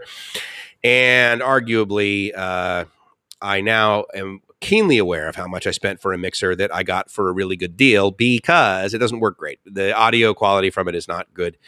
And so I think I'm going to potentially send it back. We'll see how, I mean, again, the people that sold it, the company that sold it to me, the product is not defective. It's just that the quality isn't there. And so in order to get the quality I need, I simply need to buy a mixer that quite frankly costs twice as much. Potentially 3 times as much because it's got the Xenix mic processor, or the mic preamps in it, which the Behringer has, which makes it sound much warmer and much cleaner. And it's got a little bit of compression in it, whether you like it or not. And I believe that adds value. So I really need to just suck it up and get a better mixer. So that's what I'm using now. I use Sony MDR 7506s, and I've used these kind of headphones for 30 years, basically. I mean, I literally just bought these less than a year ago on Lazada for $50 or $30. I think I got them for like $30. I think I got them for like 1,000 baht or something. Killer deal. Coming to Thailand is all about geographical arbitrage, surely. Yeah. Huge benefit from coming over here from there. How about someone that is self-employed? You mean going through that that smart visa process, Joe? Is that what you mean? I'm sorry. I mean, I know I'm behind, but anyway. So yeah. So for self-employed, you can absolutely taxes are bad. Well, I mean, it depends. I mean, I can tell you right now that all the taxes I paid for the last time my mom had to dial 911 to get my dad to the hospital right away, I'll pay those taxes all day long. And again, I need to get right with paying taxes to be able to be like, okay, yeah, I'm willing to give my money to the government. It is my belief that they only take the money that I give them and put it to use on things that I like. So that is my belief. I'm not saying that occurs, but that's how I get over it. I'm like, yeah, all of the money that I give to them goes to basically supporting the infrastructure that supports my parents' health. Let's go with that for right now. So SmartVerse is really, yeah, I saw that come in, and I hope I addressed that in a robust enough way. I have. Gracie and I have been there, I want to say 3 times. We've been to Langkawi. We've been to, oh God, what's the other island down there? Honey, what's the second island we went to in Malaysia? Penang. Thank you. Yeah. We went to Penang. We went to Langkawi. We like Langkawi better. It's smaller. It's less touristy. And there's less expats. And we went to KL too. I mean, just, in and out. We stayed there for a while too. We didn't really particularly like it. Everywhere we went, it was adequate. And some of the beaches are absolutely gorgeous. But the people there, we just didn't resonate with them as much as we did, say, in Vietnam. Or certainly in Thailand. I mean, Thailand is very, or the Philippines. I mean, those people are amazing. Okay. I get a call from this same number every time I get a Lazada delivery. Yeah, so it might be my chair, which would be good. Yeah, who knows? You doing good? Nice. So anyway, so that's my phone. And they're gonna be like, they're gonna like speak to him in Thai. If they're asking for delivery, just say lobby. That's what I usually do. Either that or you just ignore them and they They like so anyway. So that's my Malaysia story. I did some videos of us, there, and we enjoyed ourselves and we were in tours. But I would not live there. We simply could not find. My point is that I believe we gave it a fair shot. We went to places that were tourist places. We went to places that were expat places. Dana, for example, I know loves Kuala Lumpur, and as far as a big city, I mean, there are a lot other bigger cities I would much rather live in than Kuala Lumpur, not the least of which is Bangkok. Obviously, that's my top choice. But second to that would be Ho Chi Minh City. Saigon was amazing, or Ho Chi Minh City was amazing. Who was it? I have it's in Lazada, so I'm not sure. So maybe it's my belt, but there's like a note that there's like In your Lazada? So and then it said I should prepare in advance for like 116 baht. But I thought we paid it online. You did. Yeah. You did COD again? I don't know. No, I thought I paid it online. Okay. What happens if you click on the look? Go to the order. I don't know. Anyway, I have 120. You probably have 122. You probably have 120. No, I got. Yeah, just in my wallet. But yeah. I mean, you can give them exact change if you want. We definitely got coins for 16 baht. But I don't want to pay you double. So why? Well, they would be pretty accurate at that. I mean, I've never had them. Yeah, just give it to the guy. I'm glad they sent you a message. That's kind of weird. We accidentally did a COD. It's a pain in the ass because, of course, you have to physically be here. Whereas with a condo, they have a lobby. They just come in, they leave it to the thing, and the lady signs for it. They send you a message on the app that we have for our condo, and then we go down. You thought you paid it already? Yeah, you can get 16 out of there. So that way you don't need to give the guy. That's why I said just leave it in the lobby. Yeah. But if they, Understand me, I don't know. well, they probably need COD. That's probably why he's probably waiting for your money. Have had to educate Siri to find me. My YouTube is just a small dumping around for the outskirts of camera tests. Not watchable. Not a lot of incentive to do. Yeah. Well, you're busy, dude. You have a full-time job. What are you talking about? Smart Visa, very interesting. Yeah, I encourage you guys to take a look at it. It's got a lot of benefit, and it's actually getting a little bit easier to get, and the benefits available from it are growing, I would submit to you.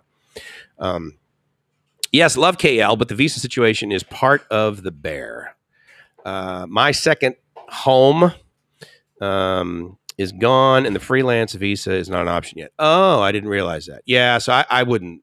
Me personally, I wouldn't live there. I definitely do not love Kuala Lumpur. I enjoyed it, and we did some stuff, and we did the Petronas Towers and all that, but I just didn't. It certainly did not feel like Bangkok by quite a stretch, actually. So we don't go there.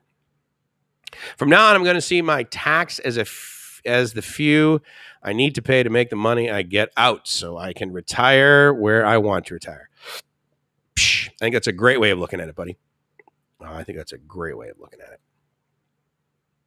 ABM says, yeah, I saw you YouTube Ho Chi Minh City nightlife. Looked insane in a good way. On YouTube, Ho Chi Minh City life. Yeah, I mean, it depends where you are, right? I mean, I mean, where we stayed, it was like a neighborhood, basically. I mean, we stayed at these giant condos. I think it was District 1 where we stayed initially, but it was right in the outskirts of, I think like right over the bridge or something. I can't remember because it was a while ago. We pretty much took, well, to give you an idea of how long ago it was, we took Uber everywhere. And Uber hasn't been in Southeast Asia for a long time now, right? It's Grab. But yeah, we took Uber everywhere, and District 7 was pretty close by, I think. But we dug it, man. I really liked it. And I'm excited to go back. In fact, a couple of times I was going to cruise over there for a long weekend. But then COVID occurred, obviously. And so you can't just get into a plane and cruise over to you can't just cruise over to Vietnam right now. That's not happening. So Hyatt Park, Saigon is amazing. Where is that? District 1? Where did we stay? We stayed at these, I think it's like 2 two big towers in Ho Chi Minh City, and I'm trying to remember the manor. Does that sound right for you guys that are familiar with Saigon, with HCMC? We really liked so Da Nang would have been Da Nang. Actually, I thought it was Da Nang, but I was pronouncing it like to be more Vietnamese. But no, it's Da Nang, I guess. And anyway, so we were there, and apparently we were there like the 3 or 4 weeks out of the year where the weather is lousy, and then every other time it's fine, it's warm. But it was like gray, it was drizzling, it was non-committal rain. I felt like I was in San Diego in like May gray, June gloom. If you don't know, those are the two worst months in San Diego, for example, because there's this marine layer that just hovers until about 1 p.m. every day, and then there's like this pseudo fog / drizzle. There's no real rain, and so when we were there, it was the end of December, and it was like 65 degrees. It was like it's like 12 degrees Celsius outside, right? And I'm just like, forget it, dude. And so because of that, though, we took a plane down to Phu Quoc or Phu Quoc. I can't remember exactly how you pronounce the ending C that they have in there, but Phu Quoc, let's say, Phuquoc. And that island was great. We had a really nice time there. And I was really happy because, we were trying out Vietnam for the first time, and I wanted to go to Da Nang because they had, that really cool, and they have several of these throughout the country, but they had that really cool Dragon Bridge. And my belief is that we were going to stay there through New Year's Eve, and then they were going to light off fireworks above this thing. So I was like, oh, awesome. This will be like totally great. And oh my God, these hotels right on the beach are so cheap. I wonder why. And it was because the weather sucks, dude. Nobody stays here now. And so what? Yeah, now I know the wind. So what happened? Did you have to pay? So I guess there's another one. So I guess. Oh, this is the second one. Yes, I guess when you cancel it, remember you said so. I thought maybe I thought twice. Oh, right. This is the one that you cancel, but it doesn't cancel. Okay. I paid the other one. Could have been. Yeah. Well, I mean, if we canceled it and you paid, then you would have gotten your money back. So you're good. That's a smaller one, huh? Yeah. Oh, I should have seen if I should have had you. I wonder if there's a package for me. We have this cool app for our condo. It's called Urbanice, Urbanice.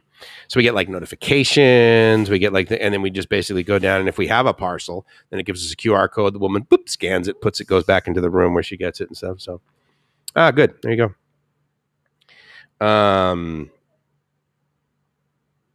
Let's see here. Let me now go back to this because I promised I would get to this MedTech, and I'm terribly sorry.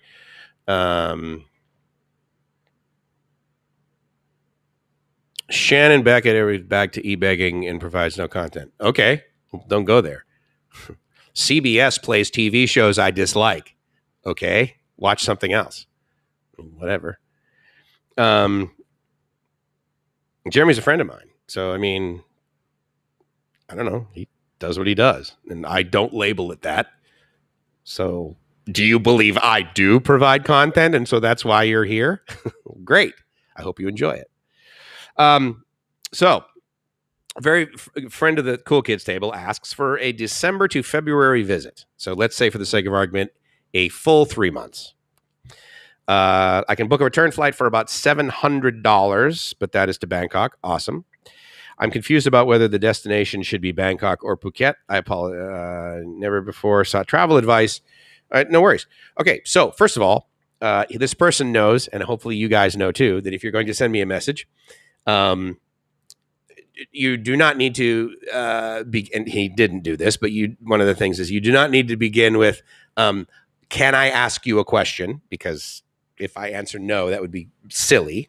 So assume that the answer to that is that's a rhetorical question, and you can ask me any questions you'd like. If we're connected on a social media platform where we can instant message, I absolutely am honored, and I'm thrilled to answer your questions if I have the capacity. So the second thing is never apologize. Unless you're doing something that's totally inappropriate and you believe it lacks integrity, well, then I would argue don't just apologize. Don't do it.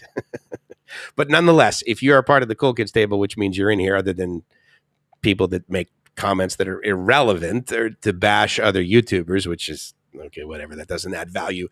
It provides no content. Well, you added no value by saying that, as far as I'm concerned. But nonetheless, $700 for a round trip to Bangkok, December to February. First of all, in general, $700 round trip any time of year, I think is a very good deal from the U.S. to Thailand.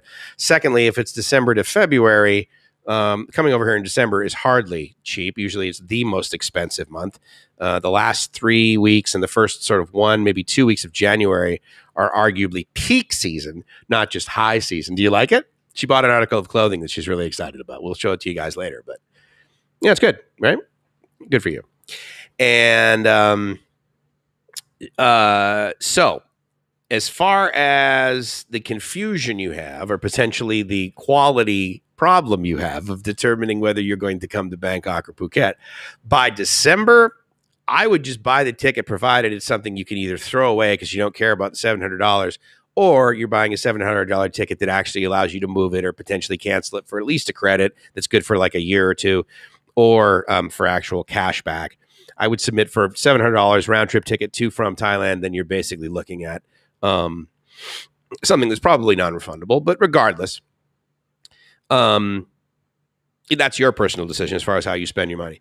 But the ability to come to Bangkok and not have to quarantine by December, I would say, is going to be very high. Let me just repeat that so I'm not using a double negative. You will likely not have to quarantine for 2 weeks in December coming to Thailand in Bangkok. If you were saying I'm considering coming over in July, then I would say, well, their fantasy is that if you have a negative COVID test and or a vaccination proof, that you will likely have, because you're in the U.S. and it's very easy to get vaccinated over there right now, at least from my perspective. Then you will have the ability to basically, you'll be forced, twist my arm, right? Another quality problem, forced to stay in Phuket for 7 days minimum. And then after that, you can go to another province. And so therefore, as far as I'm concerned, they're forcing you to go to vacation in Phuket for 7 days. I'd say do it, dude. If you can get a round trip ticket to, now again, I would caution you, again, this is in December. So as far as I'm concerned, golden, go for it. $700 round trip from your side of the earth to my side of the earth that I'm on right now. We have a word for $700 round trip tickets in Southern California that take you from basically all of, 12 hours, right? Halfway around the world. We call those free tickets. No, seriously. I mean, it's a very, very reasonable deal. $350 each way. I mean, come on. How many of you guys have taken a one-way ticket in the United States that has cost more than $350, right? And it's been on an airline that is arguably of not stellar quality. So anyway, you feel marginalized. You don't have a wrench, Carl. What are you talking about? Hold on. Stand by. There you go. Hit refresh, amigo. I expect you.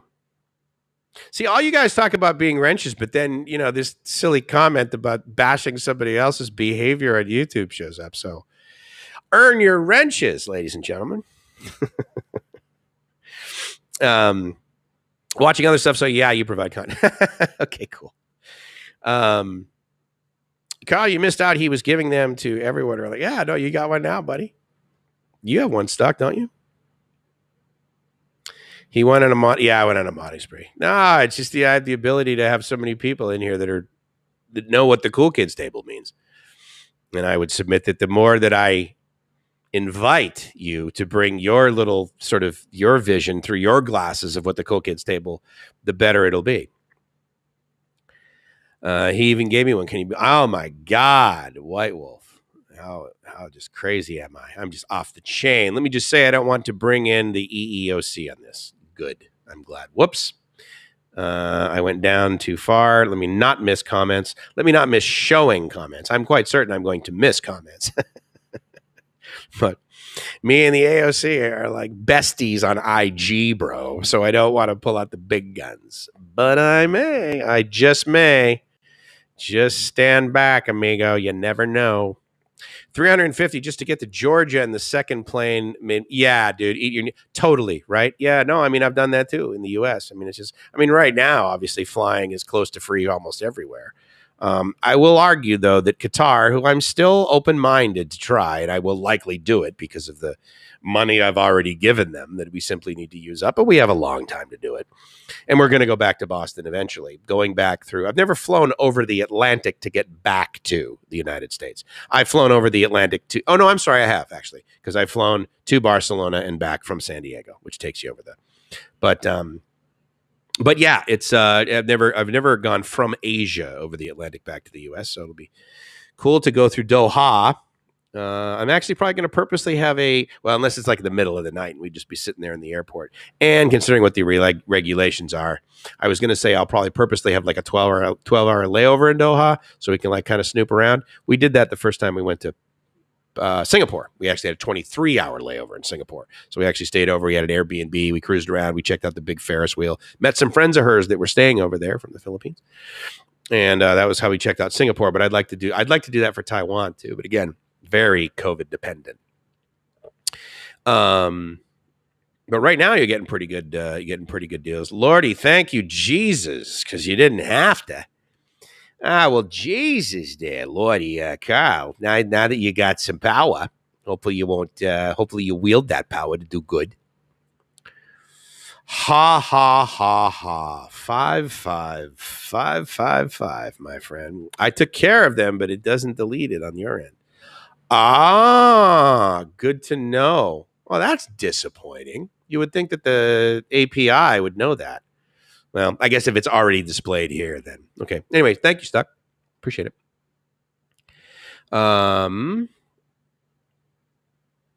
Is Thailand open for tourists? I have a month vacation from November 15th till December 15th. Daniel, as far as I'm concerned, by November, you should have no problems. Considering where you are, and because we looked at the requirements for us, for example, to come into Hawaii from here, you guys are serious about it there, as you should be. And so I believe you will have, it will be easy for you, let's just say, to either give them a piece of paper that says, hey, I've had this shot, I've had the vaccine, or to get paperwork that simply says that you don't have COVID and over the last 72 hours, you're good.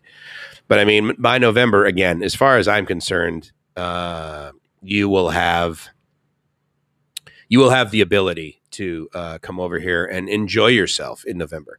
November 15th basically was usually about the time that I would start coming over here. Usually like just around before Thanksgiving-ish. November 15th would have been about a week earlier than I normally would. But from about, Thanksgiving all the way through, we had a big holiday at USD in January every year for Martin Luther King Jr. Day, which was a Monday. So that was like sort of the last long, the combo of holidays. So obviously we get the Monday off, but then that's sort of a long weekend. And then, all you got to do is pretty much take 5 vacation days and, you're able to stay away from work legally for 10, right? So it's like, that's great ROI.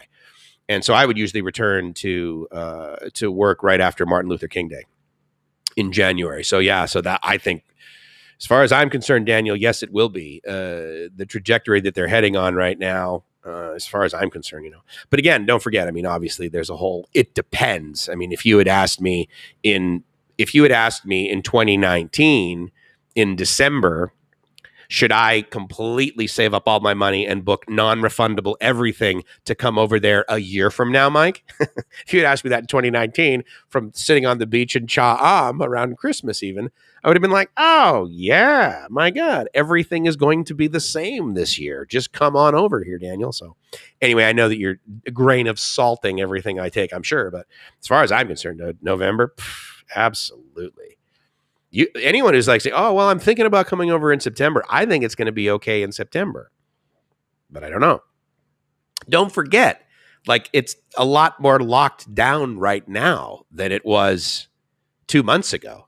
When Gracie got here, it was like, okay, yeah, you're going to have to do the 2-week quarantine. But it was almost like, well, maybe I should, many of you guys are saying this. I just wanted to get her here as soon as possible.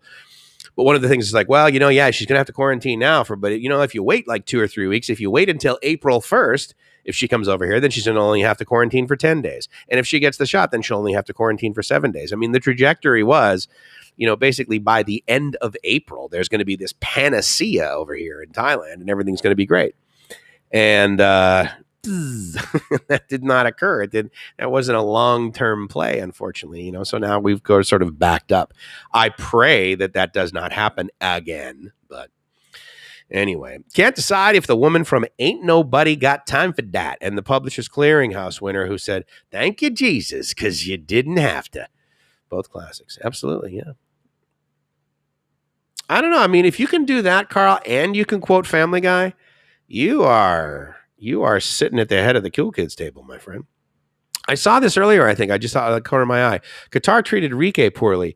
Now, let me tell you something about Rike. He is infinitely more accepting of bad customer service than I am.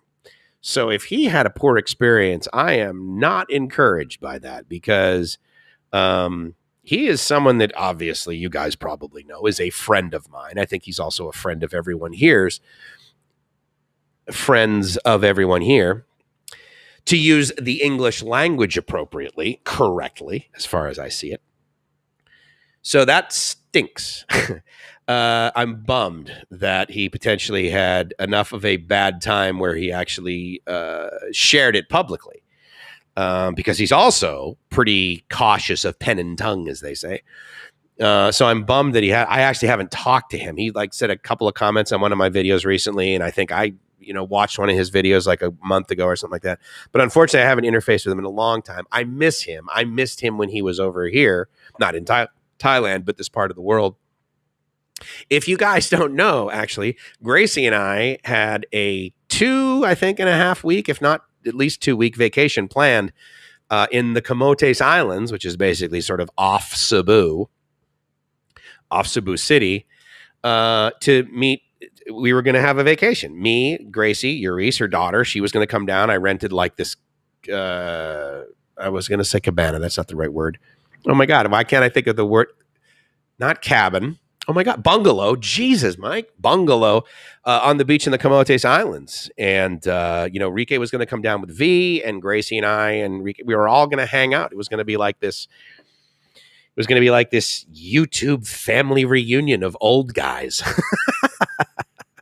No, anyway, so we had planned on having a great time with him, and I still plan on having a great time with him, but it just unfortunately didn't evolve. It's too bad, really. But I'm bummed to hear about that. I'll have to ping him and ask him specifically what happened. Because, I mean, if they just lost his luggage and they took too long to get it back, I get that. That can happen on any airline and even really, really good ones. But if they treated him poorly as a human being, then I have very little interest in that.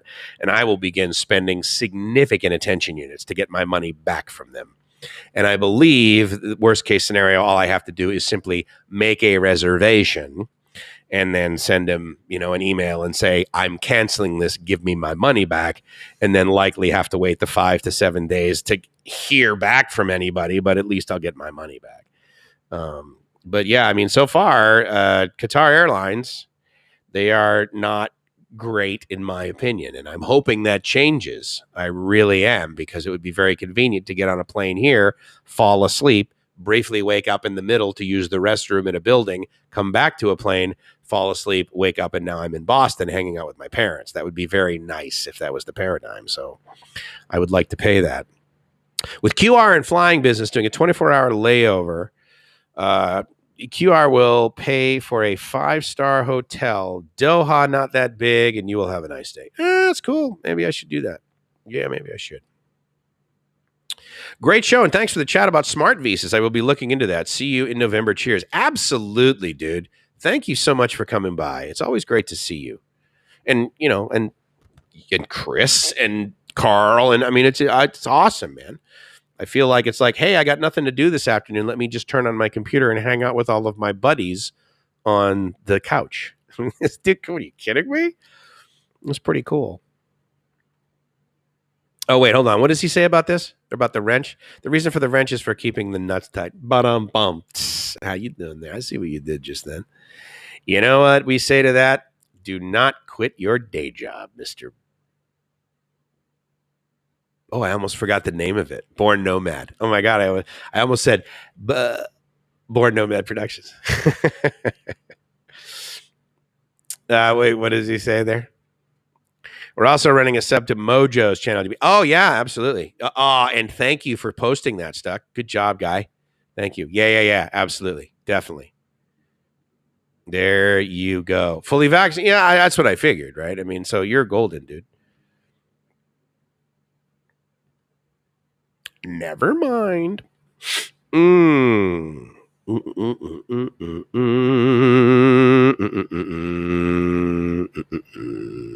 not? You sure? I saw it. Hold on. Let me cruise back. Let me make sure it's there. I want to make sure you guys sub to Joe. I will post it if I need to. Yeah. There we go. Stuck in Florida. He's got a wench, so he should be able to. He should be able to tighten some nuts. Am I right, Chris? Psst, up top. Okay. Gotcha. Yeah, definitely check out his channel. He's a nice guy. He's a totally cool guy, man. I can't wait to hang out with him. Not the least of which is it's going to be so convenient, selfishly, when we go back to the U.S. because he lives in Florida and he lives in a part of Florida that Gracie and I will totally hang out. I meant to ask, when would be the right time to pursue the visa via Thai embassy, supply insurance, and vaccination certificate? So let me just verify. When you said you're going to come over, I believe you said December. Okay, so here's the short answer on that. A month before you're going to leave, you can purchase the insurance. Okay, purchase it for starting the day that you get on your plane in the United States, right? So, I mean, if you're leaving on the 16th, buy it on unless you're leaving, like after midnight, then buy it for the 16th. For the next, let's say, for the sake of argument, 90 days. That'll probably be the best way to do it. If you're getting a TR visa, I assume you're going to be doing it via the mail. And I highly encourage you, don't save $5, don't save $10, don't even try and save $50. Get the most expensive, fastest FedEx envelope from point A to point B they offer. Just buy that. Just do it. You'll soon forget the amount of money that you paid for this silly envelope, but it will get there when you need it to. Not necessarily when you want it to, but it will get there when you need it to, which arguably will probably exceed your expectations in the want category. And send them everything that they need. Send them 4 copies of everything. Okay. They can always throw away the paper, but you never want to have the least amount.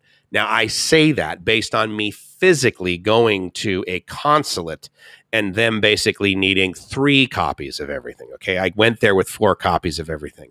I'm not saying print extra paper knowing they're going to throw it away so you can kill trees. If you truly believe that you only need 1 copy of everything and you've triple checked, you're quadrupling checking, because every consulate and embassy will have the exact same requirements and then some.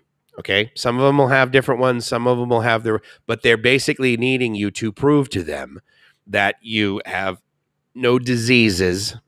You have the ability to pay for yourself and then some to go to their country.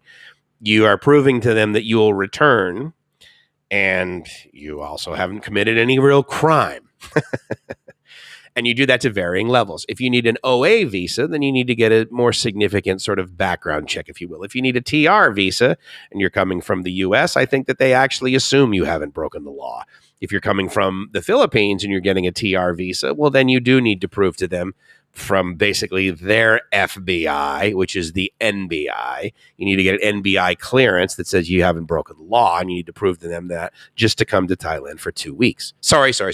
2 months. Which is a TR visa.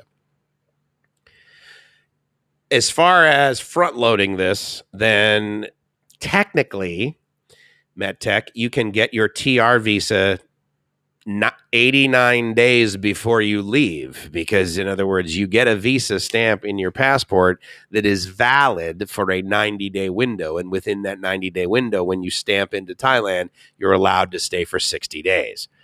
But I would encourage you to get that visa received as close to the day you're departing to give you as much wiggle room when you get over here. It's a lot easier for them to nod and look at your visa that is well within the 90 days in your first 60 days in case you decide to get a 30-day extension, for them to say, okay, well, he's asking for a 30-day extension, but this visa expires like yesterday, which is okay because it's your stamp that's important. The stamp, in other words, when you stamp in, they stamp you with the time you basically need to leave. And and here's an important safety tip: before you walk away from the immigration officer, all excited to enter Thailand and go get your luggage, verify that the date on your stamp is in fact 60 days if you're coming in a TR visa, 90 days if you're coming in here on on another business visa. I used to have a business visa. I would get stamped in for 90 days each time I'd come in, kind of thing. Or if you're coming over here and you're going through the priority lane, right? You could potentially, if you're coming over here and you have a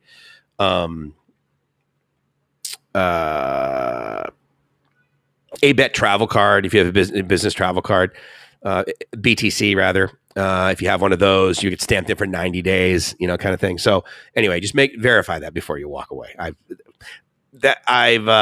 had to hand it back to them and graciously say, oh, isn't it, because you don't say, you idiot, I can't believe you did the wrong thing. You say, oh, wait, no, isn't this 90 days? And oh, yeah, 90 days, yeah. Make sure it's an idea they have to fix it, not you forcing them to do it.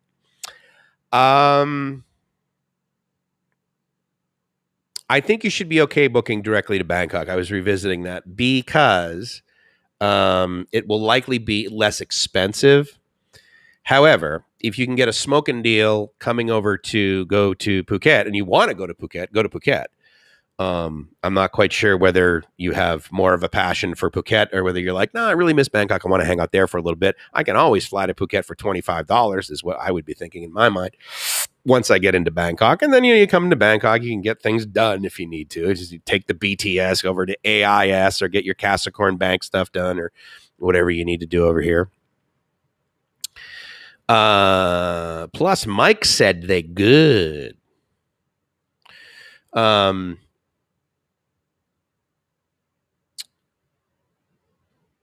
Wow, totally don't know what that means. Don't know what that means. I'm ignorant to that. Sorry. Are you going to do the elite visa or just continue with the business license or do the retirement one? So, Carl, currently I have a retirement visa. I have an OA that I've now extended for the year, right? Because I've been here for more than a year. So I have an OA with, extension. Right now, as of today, if I had to renew it, which I don't until October, if I had to renew it, then I would just simply renew that because I'm here like I did last October. However, if Gracie and I go back home here in the near future and we haven't gotten her a visa, what will happen is if she were to come underneath my visa right now, if we were to transition her TR visa into basically being my spouse, a spousal visa, if you will, even though she's not, I'm obviously not married to a Thai person, so it's less of a spousal visa, but it is her ability to ride on the coattails of my OA as my spouse. And therefore she is part of a retirement visa scheme. The first part of that is she gets granted a visa for 90 days, an additional 90-day extension. Then they basically transition that into a OA, which actually for her, since she's getting an in-country, would be an O, but she would be granted that long stay permission based on being part of my retirement visa. That's what we would do today. And that'll take some doing to get her that. So therefore, if we go through all of those steps to get that, then we'll probably just stick with this. If we don't have that and we go home to the United States, then absolutely, after, quite frankly, long before we land, we'll get all the paperwork together that we need to submit to the Thai embassy based on my ability to legally, for sure, get a business visa. However, it would be issued through the BOI, so it'd be a 2-year business visa, similar to the 2-year smart visa that you would get issued through the BOI. However, it would not have the sort of automatic attachment of a work permit. If I want to work, I still need to get a work permit. However, that will come shortly thereafter because, I'm going to be part of this company and I would want to be doing some work. And therefore, I think it's appropriate. I'm not going to go through the steps to get a business visa and then not get a work permit. I did that before only because the business visa before, it was one of those deals where I was flying back and forth. And it was sort of like, looking for business opportunity, looking for investments, that sort of thing. So I was using it in that form. And really all that allowed me to do is to come into the kingdom for 90 days at a time without having to leave or get an extension or that sort of thing. So, what I'm going to do is I'm going to actually use the restroom. Pretty exciting, right, guys? Talk amongst yourselves. I could play a video, but I really can't even think of playing one. I don't know what one I would do. So if you want to stick in through the break, I really appreciate it. If not, I totally understand it. If I come back, there's 16 of you guys right now. If there's only 6 or 7 when I come back, then we'll close it. We'll do a high five and we'll end it up. But I do want to talk to you a little bit more about this, and I will be right back. Ciao. You good?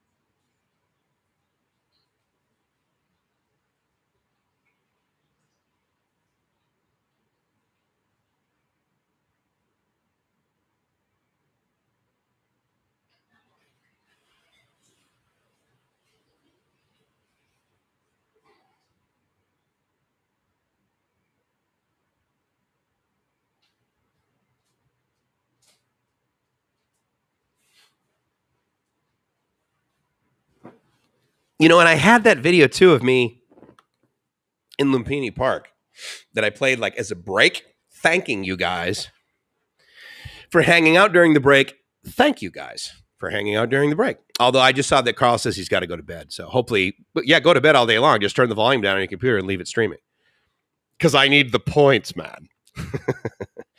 So here's the thing with the Elite Visa. There was a time where I was very close to apply. In other words, we applied and we got accepted. And it was the next step was give them your money for Gracie. Because at the time, the only visas that were allowed into Thailand were diplomatic and all of that sort of thing, passports and everything. But Elite visas were one of the way that I thought, well, shit, who knows how long this nonsense is going to occur? The only way for me to get Gracie over here is to get her an Elite visa. And I'm like, well, if I get her an Elite visa, it's a visa for 5 years. I don't have to think about that anymore. Obviously, it doesn't cost $5. But I was, to the point where we're going to do this. Here's why I didn't do it. Because the embassies that issue these visas, they need to know how to do that. Okay. And you could argue that, or you could probably accept the fact, or you could probably accept in the statement that I'm about to make, which is most Thai embassies know how to issue a tourist visa. They could probably do that blindfolded.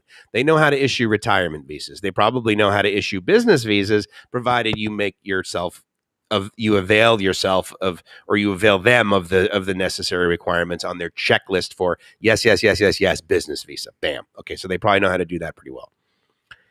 Not all of them know about this crazy ass Elite visa where you have to get a special gold stamp. If you've ever, I think Todd showed his before, but it's super gold and everything, and it's valid for 5 years, allowing for 1 year of entry each time.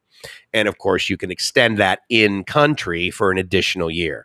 You also still need to do 90-day reporting, though, with the Elite visa. I was a little bit disappointed. Again, if you're in Bangkok, you call up the Elite visa service. They come and get it, they do it, and they bring it back. But, if you're not living in Bangkok, and I think if you live in Phuket, they also have a service too. As far as I know, if you live in Pattaya with an Elite visa, you have to do the 90-day reporting yourself. Now, again, if the website is working, you can do it online. I actually need to check that. I think I need to do a 90-day reporting early next month. So I will check the website that apparently I believe is working as of about 2 or 3 weeks ago. So maybe even only. Regardless, so thought about the elite visa. And of course, the carrot, of course, that they dangled at the time, that was at the end of last year, was, well, it's 500,000 baht now, but in January it goes up to 600,000 baht. And I said, well, you know what? Your juvenile drop shipping way of providing urgency and getting to me purchase right now has put a taste in my stomach that basically makes me want to tell you to kiss my ass. And so therefore, guess what? I'm taking my 500,000 blocks and I'm going home. And their customer service over here was decent. Considering it is an elite visa and they advertise a significant amount of quality customer service, based on their promise and their follow through with me and two of my friends that have an elite visa, I'm going to give them about a B plus. And my minimum ante is A minus for elite type of status. My expectation of the customer service at Costco is that it's going to be quite good. And in fact, most times, because of my level of expectation of what it's supposed to be, it frequently exceeds my expectations. The customer service I received at the Walmarts I've frequented obviously before I left, so before the end of 2019, in the last, say, 5 years that I was at Walmart, regularly exceeded my expectations, because my level of expectation for Walmart customer service is quite low. And they've always exceeded that. They were always appropriate. They always gave me what I need. The price of stuff, obviously, was ridiculously cheap.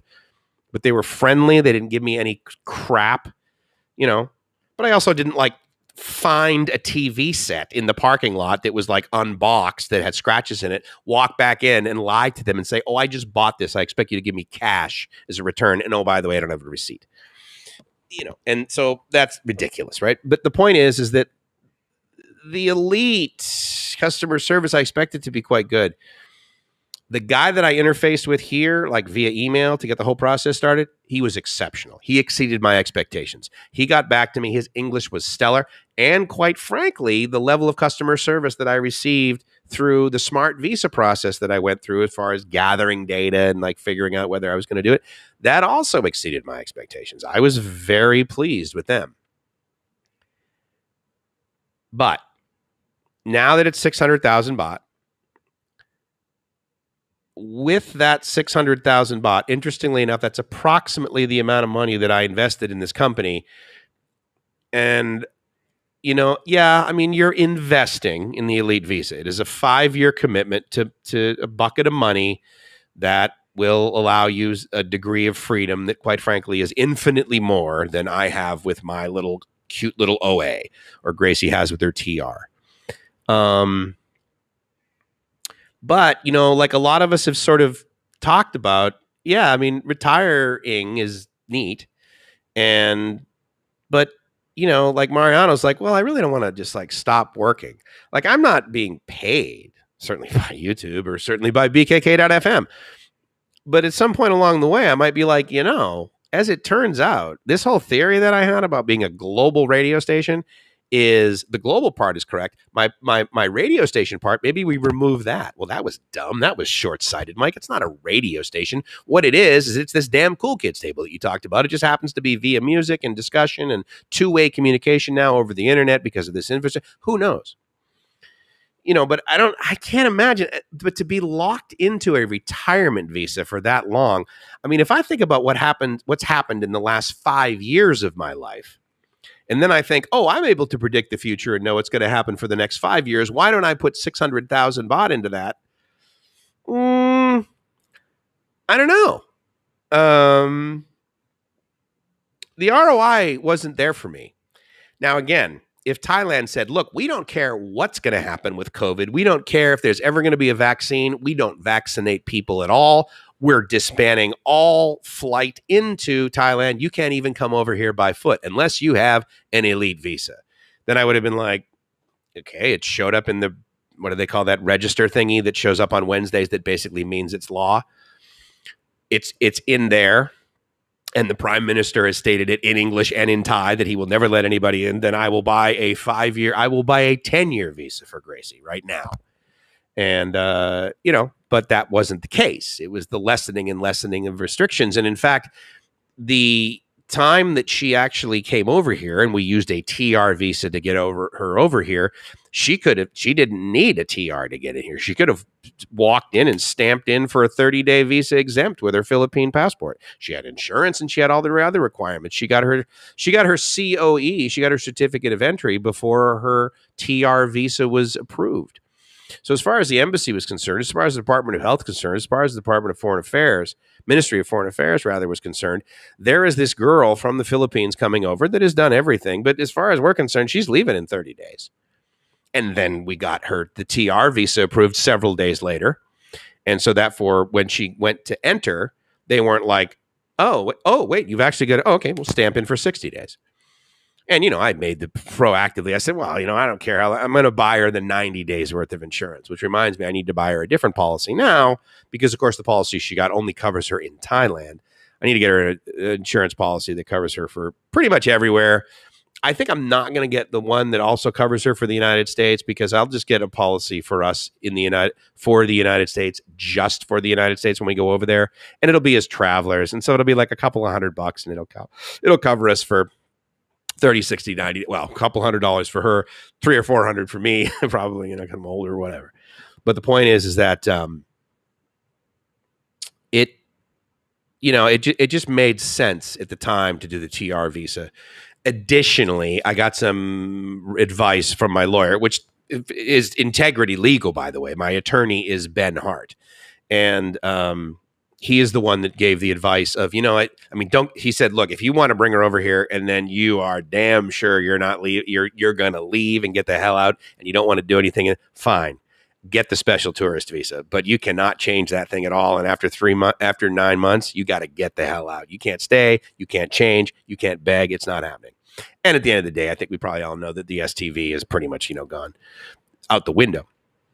But he said, with the tourist visa, you can change that to other visas. You can get it extended. You can get it, a special extension like we're getting right now because of COVID. And obviously, they're willing to be a little bit flexible on extensions for tourists right now. And I mean, shoot, they're trying to bring more tourists in, not be like, oh, let us make it easier to kick you out. No, actually, let us have a discussion about why you might want to stay longer as a tourist because we kind of like you people. So there's that, option with the TR to be able to change it. So anyway, that's the Mike's answer to a yes or no question. How'd I do?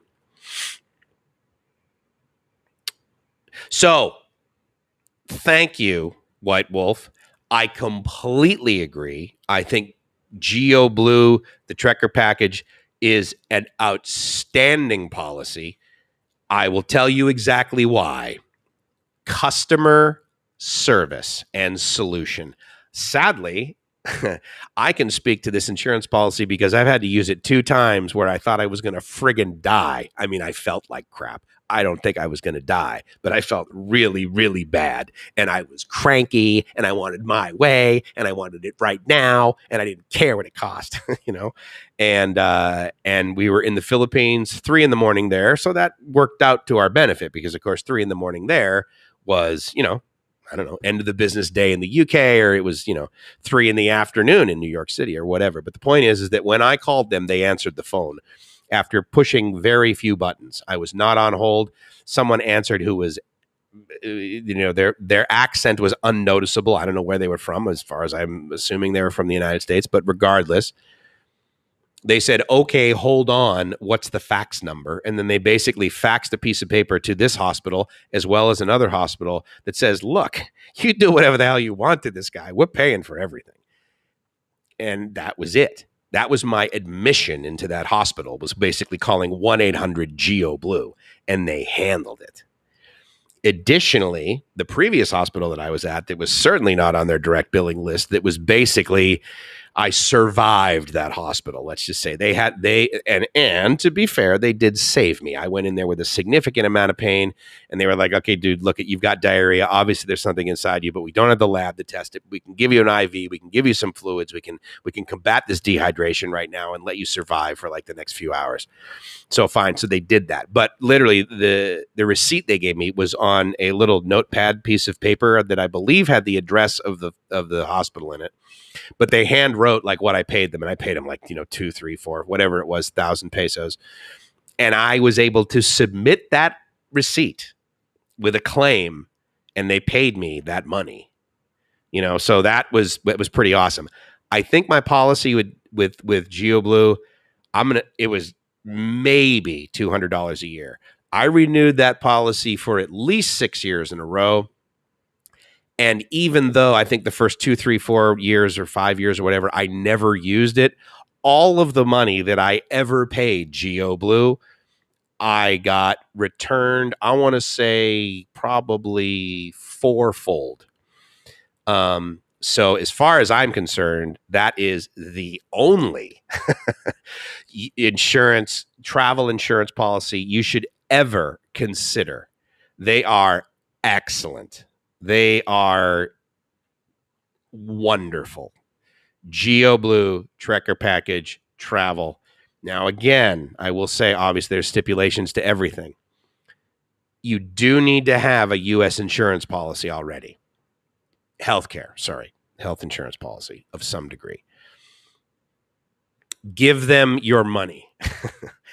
If you ever, heaven forbid, you never need to use them. If you ever need to use them, you'll be like, why do I not have these people covering me in the United States? But again, there are some limitations. You can stay in at least the policy, which I believe is the Trekker package, the one that I got, you are limited to stay in a country for 30 days. The minute you're in a country for longer than 30 days, I do believe that the policy becomes invalid. So don't try and jerk them around with that and have the expectation that they're going to pay you. If you have the, intestinal fortitude or the moral compass that you believe you can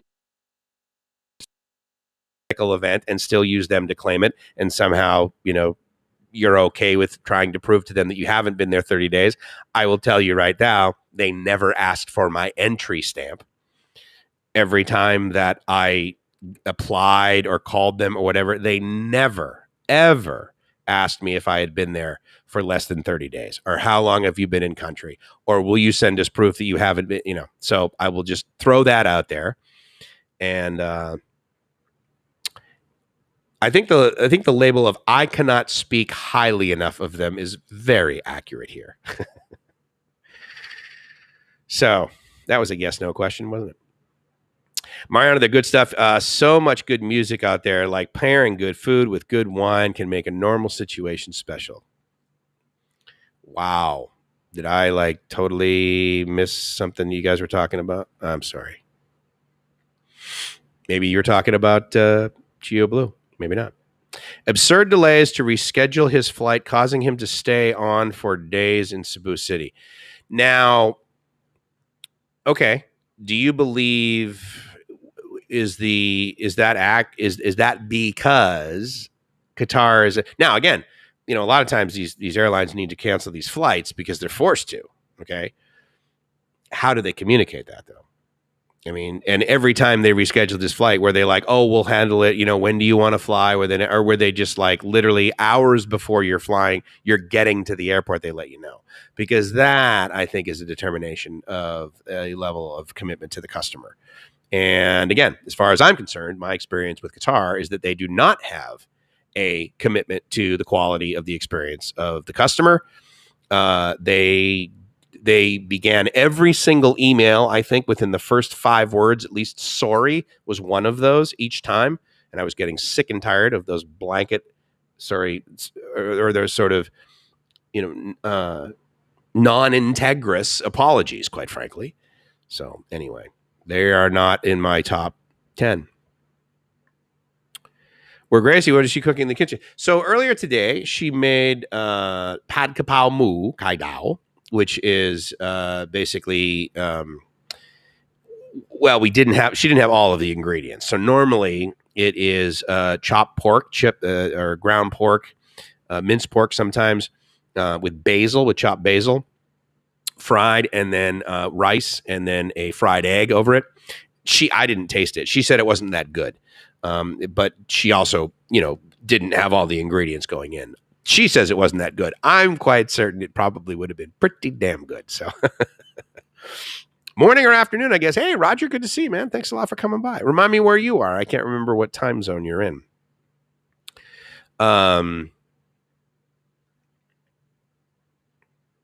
Check out Elephant Revival and Circles Around the Sun as well. Also, if you like Cajun American, Dawn of the Buffalo, I pretty much like all genres except for opera. Yeah, I'm not a big fan of opera. I do like classical music quite a bit, and I got to tell you, I'm not a ballet guy, but I have great fond memories of going to see the Nutcracker every winter as a child, because one of my classmates, Kim Cox, she was always in the Nutcracker, and I think my mom took me one or two times to see that. For some reason, I have warm fuzzies about the Nutcracker, but overall ballet, I got no use for that.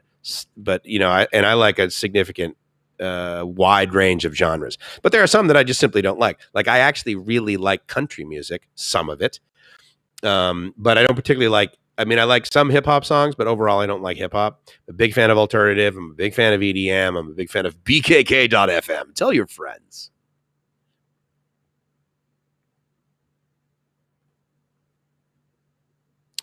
What was GeoBlue Tracker good for? Again, some people have not heard you say to check them out. I think I heard it when you were chatting with Thailand Rob on your channel. Yeah, hopefully I gave a good enough description. When did that comment come in? Oh my God, that comment came in like half an hour ago. Sorry about that. Yeah, so hopefully I gave you guys some reasoning behind my decision to go with them.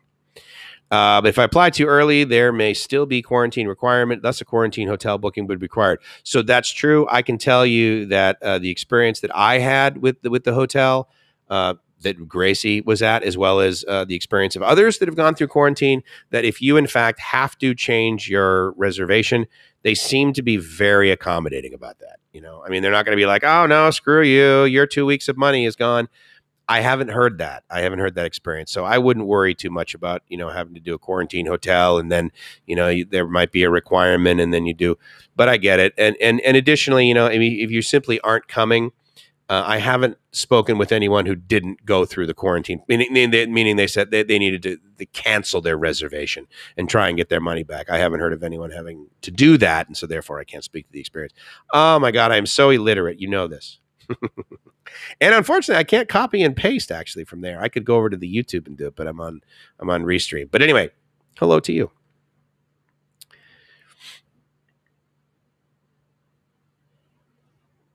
Gotta go to bed. Get up pre-market open. Good chatting with you. Take care, Mike. Thank you so much, Carl. Great to see you, my friend. I hope you're great. Is it traveling insurance for medical? But Mike has a story of when he used it that he can tell.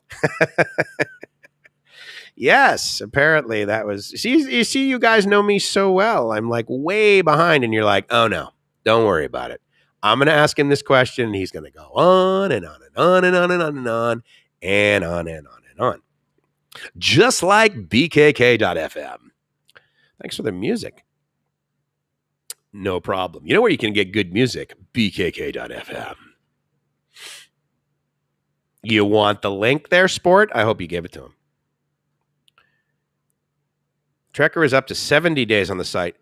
Ooh, that's pretty sweet. Well, right. I mean, you got to remember the last time I bought one of these policies is 2019. And so now, I mean, that's great. I can understand why they actually probably would have increased the premium. I mean, that's, understandable. I will tell you, if you get over here, you probably heard it on other expat websites. I do have Pacific Cross. It's highlighted like a lot of others. AIA is also another one that I'm definitely considering switching to. I have way more insurance than I normally would, meaning that I have like $100,000 worth, like 3.5 million baht worth, which is more than I normally would over here. But I have it because I just figured, well, you know what? It sounds to me like that's going to be the default setting for the amount of insurance you need. That also covers COVID to come in and out of countries. I mean, I think as far as I know, yeah, Thailand's been doing it. I know that for a while. But as far as I know, if and when we go to Vietnam, I'm going to need that amount of insurance. So it's kind of like, well, I'll just get this amount, and I'll probably get a $3.5 million policy for Gracie too, because it's like, I'm not going to get insurance and then get an additional. I want to get one policy, do it once a year, and then allow us to travel all over the place. So, you forgot on the motorbike story you told on Rob's team up. Yeah. So are you talking about when I got in an accident and lost 30 minutes of my life? Yeah, I didn't need insurance for that one, thank God. But yeah, the insurance cost for that when I ended up, it was, how long did I own that motorbike? I owned that motorbike maybe a week in Pattaya, and then got in a motorbike ride. Ended up in Pattaya City Hospital, if you know where that is. It's on Bukau, right down the street from where Kevin used to have his meetups. Oh, I don't have Houston health insurance. Unfortunately, I'm politically opposed to health insurance in a Western advanced country. And, I can totally appreciate that. So therefore, I will just tell you that my experience with GeoBlue, and again, like you said, obviously they offer the ability to stay in a country 70 days now. They may offer the ability for you to get travel insurance and not have to have any other. I don't know the answer to that question. I literally have not been to the Geo website in 2 years. So longer than that, actually, because when I ordered it, so the GeoBlue policy that I had, the last one I had, expired in September of 2019.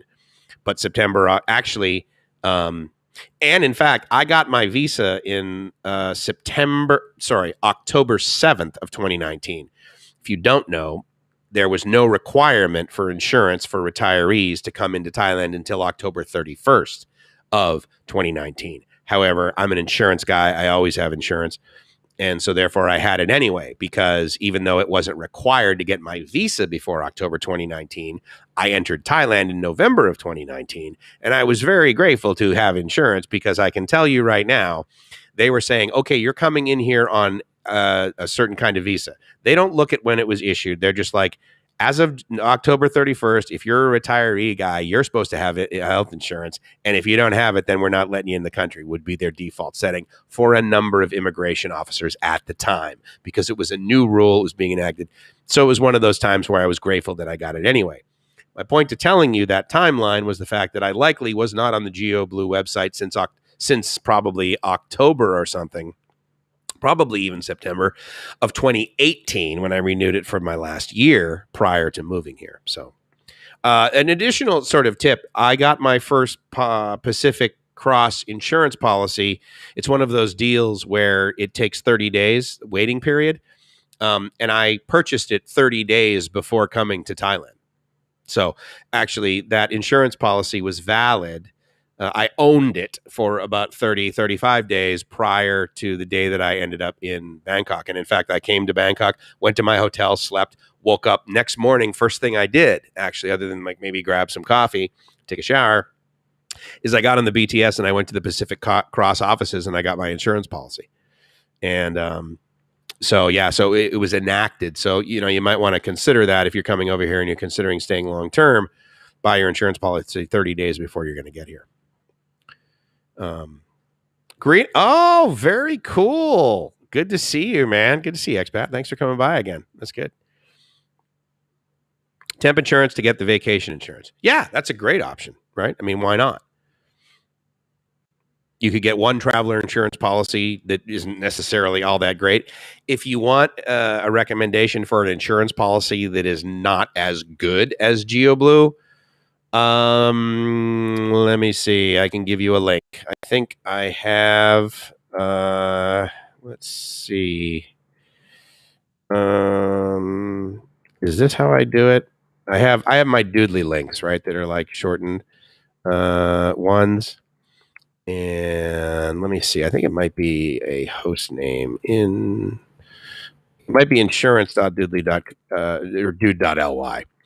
And but let me verify that. And it goes to, oh God, I can't remember where it goes to. What is the name of it? It's underwritten, I believe, by Luna, sorry. But let me verify and let me see if I can't find, I'll look back through my email. I want to say there's like the word global in it. But I think I made a doodly out of it. I made a dude.ly link. So hold on. Let me see where it goes to. And Fiverr, Airbnb, alongside Nitrate.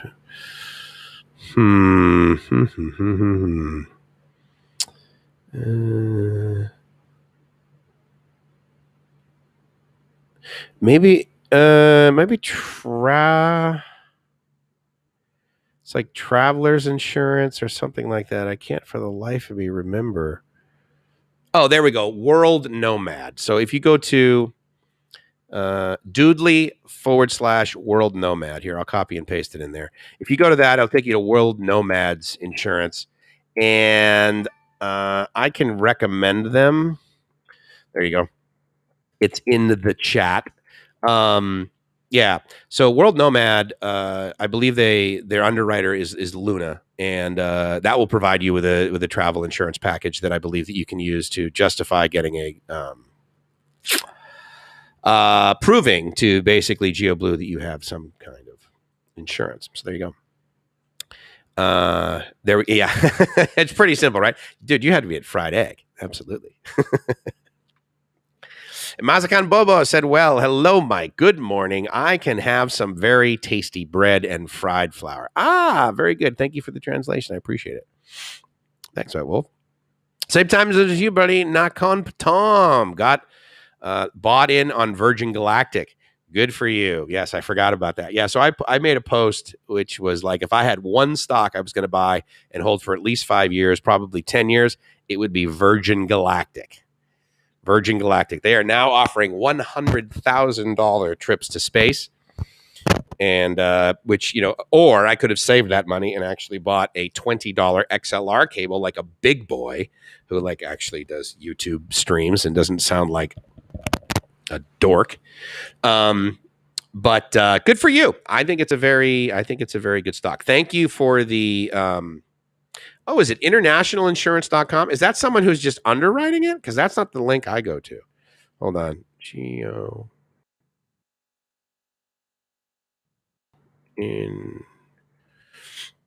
What is the link I go to? Yeah, I go to geo-blue.com. But that's okay. I mean, if there's like someone else who's, got an affiliate program or something like that, go for it. Your link is just as fine as mine. But yeah. So, in fact, you know what? The Geo-Blue, that may not be for the traveler's insurance. That may be for something else. But I think you're right. I think it's like, yeah. Anyway, go to his link because that will definitely take you there, and I'll have to check that out.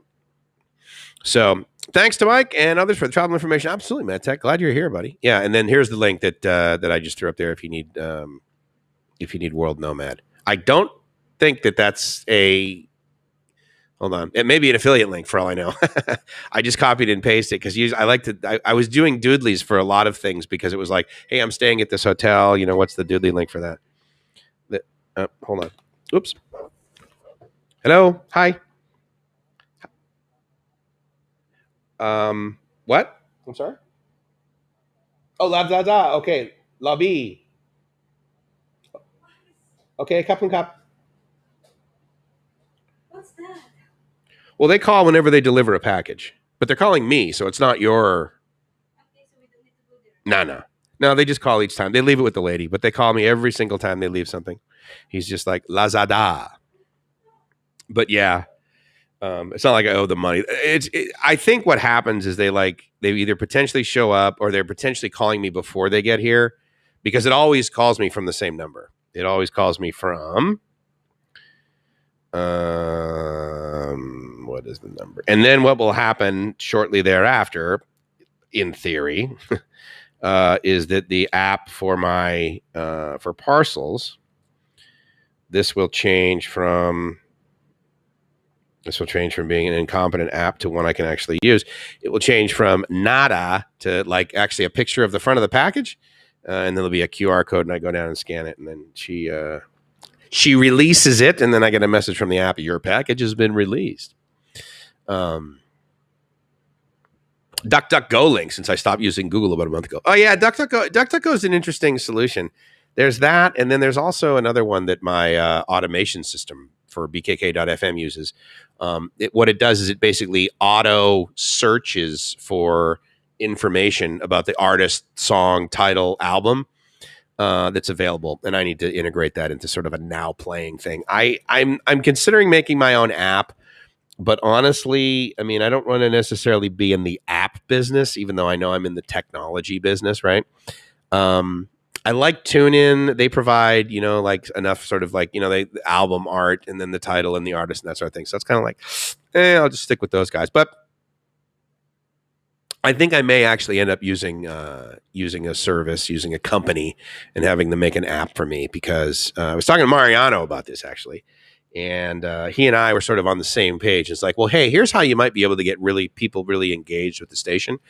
Now, I have made a Discord group or Discord channel, or potentially it could be labeled as Discord server, which arguably is not really technically accurate nomenclature, but nonetheless, I believe people say that. Like, I have a Discord server. It's like saying I have a Facebook server. It's like, well, no, not really.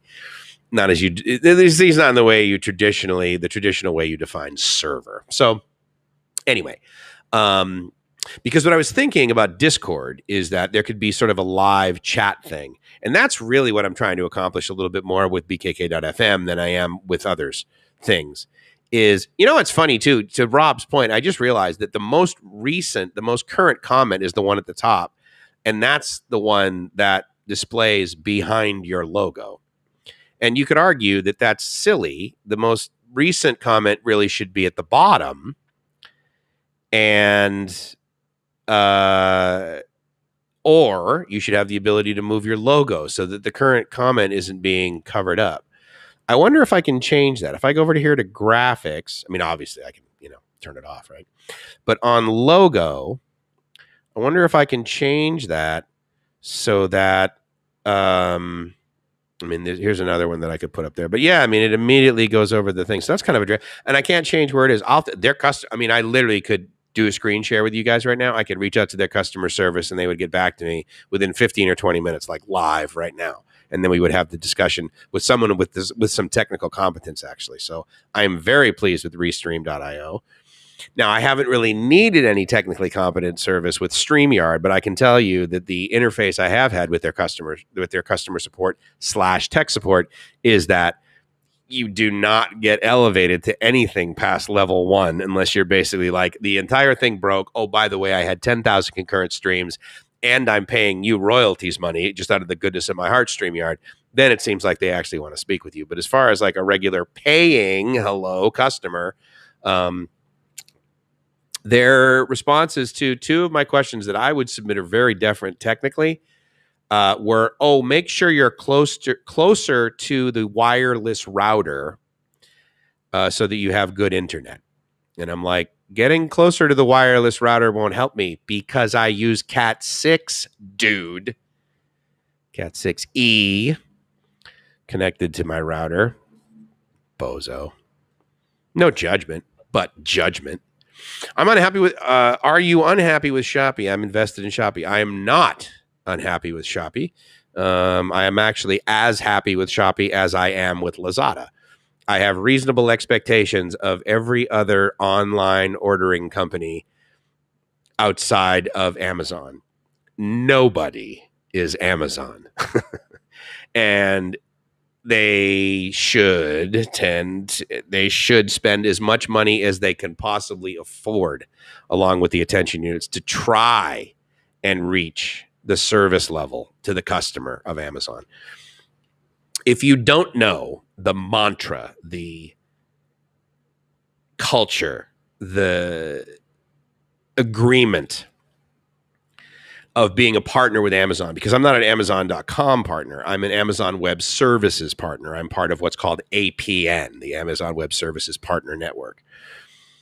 And they teach you about Amazon as part of being about this. They teach you about the technical of Amazon Web Services. They also teach you, and at least about 25% of all the certifications you get with Amazon Web Services, is they teach you about how to, believe it or not, save the customer money. Specific questions in the certification tests are, this customer has this service, this service, this service. How would you save them money? Would you transition them to another service? Would you have them fill out a longer term contract? Would you decrease the quality of the service? Would you go from 5 nines to 4 nines in order to save them based on the amount of, the kind of data they have, or whatever. And so that's part of it. But it's easily in the top 3 of the things that you learn about Amazon. Economies of scale, obviously, is sort of the back end thing, always saving the obsession with the customer. They're not just like good customer. No, I mean, that is literally, those are the words in the plaque on the wall to be part of Amazon Partner Network. Obsession with the customer. You're not obsessed about top line revenue. You don't really give a shit if you're saving yourself money and generating more profit for your company. Obsession with the customer. And I don't know of any other company that says that and walks their talk. There's plenty of talk about wanting to make the customer important over at Alibaba. And Alibaba Cloud, their customer service is a lot better than it used to be. Nothing is Amazon. And so Shopee does a Shopee experience. I will say that in Thailand, the Shopee experience is not as good as Lazada, and here's what I mean by that. I can get the same exact physical product shipped to me in the same amount of time, in decent enough shape, for the same amount of shipping cost. Basically, I can get the same price on the same item. Great.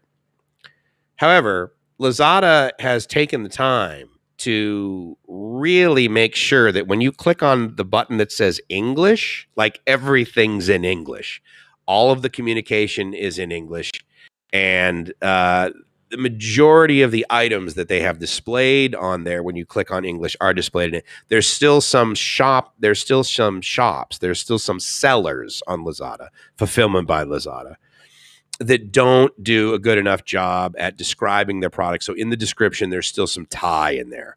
But the good news about Google Chrome, in my experience, is that Google Translate, that I have automatically set to say whenever you see Thai text converted to English, it does a pretty good job of that. So I don't have that issue. But all the communication I've ever received from Lazada is in Thai, with the exception sometimes in the Lazada app when I'm using chat with the seller. Sometimes that doesn't auto convert to Thai. Sorry, from Thai to English. Now, Shopee, I've gone through all of the things to make sure all our communication is in English and that sort of thing. It's very common over here. Like, so for AIS, for Bangkok Bank, that sort of thing, I go in, you go into my profile and you like upload an avatar, or you make sure your address is correct, you put your phone number in. Many of those services I've already gone through and it chose your default language. And so I've done that with my cell phone provider. I've done that with our internet provider, which is the same company, different website. Anyway, so the point is that I've done that with my profile in Lazada, and I've done that with my profile in Shopee. And I will tell you that Shopee, if I didn't have auto translate from Thai to English, pretty much all of their email communication to me, I would not be able to read or understand, because it is always in Thai and it is only in Thai. Whereas Lazada, because I've chosen communicate to me in English, they send me an email and the entire email is in English and the entire email is in Thai, all in the same thing. So it's fantastic. Any textual conversation I've had with Lazada customer service, potentially it will start out in Thai, and all I do is I type in the word English, enter. Okay, hold on one moment. Bam, there's someone there. It's not like, oh my God, I got to go down the street and like get my buddy Steve so he can. No, they have people like sitting there waiting. Shopee, on the other hand, again, there's a little bit of delay. Every single product I've ordered on Shopee has shown up as the correct product. It has shown up in a reasonable amount of time, and the price has been decent. So depending upon your level of expectation. That is what you will have with Shopee. You know someone who makes apps, just call me. I do, but you know, I mean, you got to remember that like right now, I'm generating $0 per day with Bangkok with BKK.FM, and you know, um, I believe that quality services should be paid for, and so my budget that I allocate for BKK.FM goes right now to the amount that is necessary. I do have AWS credit or a startup program with AWS, and so therefore it affords me the ability to have basically free AWS services, which is the perfect price for a startup. But there are, for my virtual servers, for my virtual private servers, the software that I have, believe it or not, the main sort of code that runs the automation software, that is free, believe it or not. And then the add-ons are like $16 a month or a one-time $12 a month, one-time $12 fee. So I have the expenses for BKK.FM dialed back pretty lightly. And every now and then, so for example, right? So I got $10 from one of the guys here, and that will pay for an entire month of streaming, probably out of the Chicago virtual private server. So, but I'll also use it for food because there's spillover for sure. And I'm trying to remember who sent me that. I apologize. See, that's the other thing I'm trying to work on is a API call that I can make. Right now, I'm a big fan, actually, of Postman, which is like basically a service, a website, if you will, that allows you to make API calls pretty simply because I'm not a big coder. And so therefore, I don't have the ability to just take an API thing. And anyway, so my point is that I get to use other services for that. And I don't really have to pay a whole lot for it. Right now, I would say my monthly cost for BKK.FM is definitely less than $100. Chris, of all people, I can't believe I forgot you. I apologize, sir. You were the one who sent me $5. $10. And then, Robbie, walking in my shoes, he sent me $5. So thank you to both you guys. That will go to some BKK.FMing. I also believe that notification I got, I betcha it's the package that I got that is shown up there. Nope, turns out it's not. But usually if they're like, no, look, did you need to come down and sign for something? A lot of times they'll be, Bangkok Podcast just updated me. Those guys are really, really cool. In the sense that especially when I was in the US, I don't know about you guys, but when I'm not in Thailand, I want Thailand. I want to go to Thai restaurants. I want to hear them speaking Thai in the kitchen. I want to go get a Thai massage just to sit in the lobby to smell the incense. I want to know about, and I listen to and watch several, Thai vloggers, right? And as well as podcasts. And the Bangkok podcast, those guys are really good. I mean, they're they are PBS quality podcasts. They do an excellent job.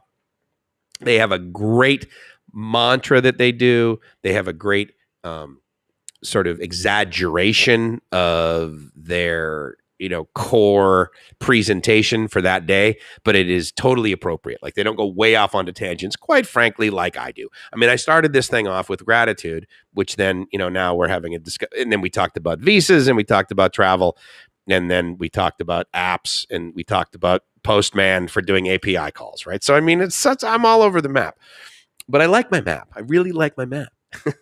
You walk this map, you'll end up at the cool kids table, I promise. Do we still truly have 16 people that have been staying here? I really, really appreciate that, you guys. That's totally awesome. If I go to the YouTube channel and hit refresh, it tells me there are 19 watching right now. I am honored by that in a huge way. I'm a little disappointed that the number that's displayed here on restream.io is inaccurate, considering the technology to basically make a call to someone's YouTube channel to find out the amount of people that are watching, I could do. So therefore, I expect the company that basically their job is software and making API calls to be able to do that with even increased accuracy over mine. But no. That is interesting. You're interesting. Thanks, MedTech. Appreciate it, man.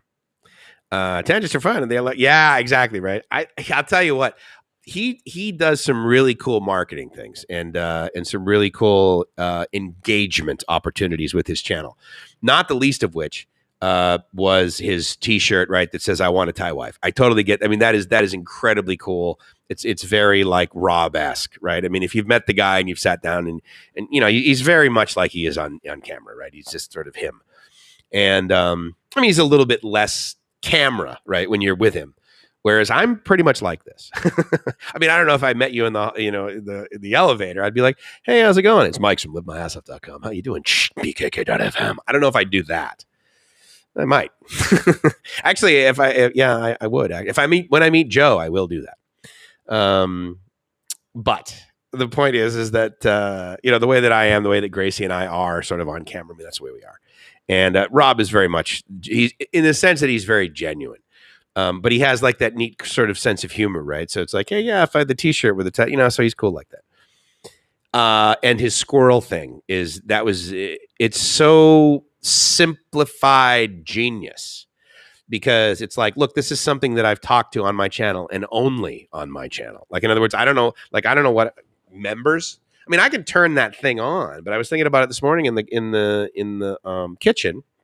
I'm like, what would I do differently? What would I do in addition if I were to like open up the membership for people and provide? Because I mean, bless their heart. I think I have a lot of friends on YouTube and they have the membership thing turned on. And I got to tell you, is from my perspective, I mean, I pay them money and I get some stuff earlier, but I don't necessarily get extra. I mean, over the course of 30 days, I don't get extra because I get something early. Well, then 4 days later, I'm getting it at the same time as someone else. And a lot of times I don't have time when they notify, hey, members, my video's out and it's to you early. Well, I'm like, okay, well, I don't have time to watch it. I got other stuff. I queue them up and then I watch a bunch of their videos 4, 5, 6, 7 days later, a lot of times taking notes. And I love these guys. I mean, one of them is I only met him for a short amount of time, but I consider him a very good friend. He has a lot of integrity. He has a lot of follow through. He's a young guy. He's experiencing Thailand, quite frankly, the way I wish I did it at that age.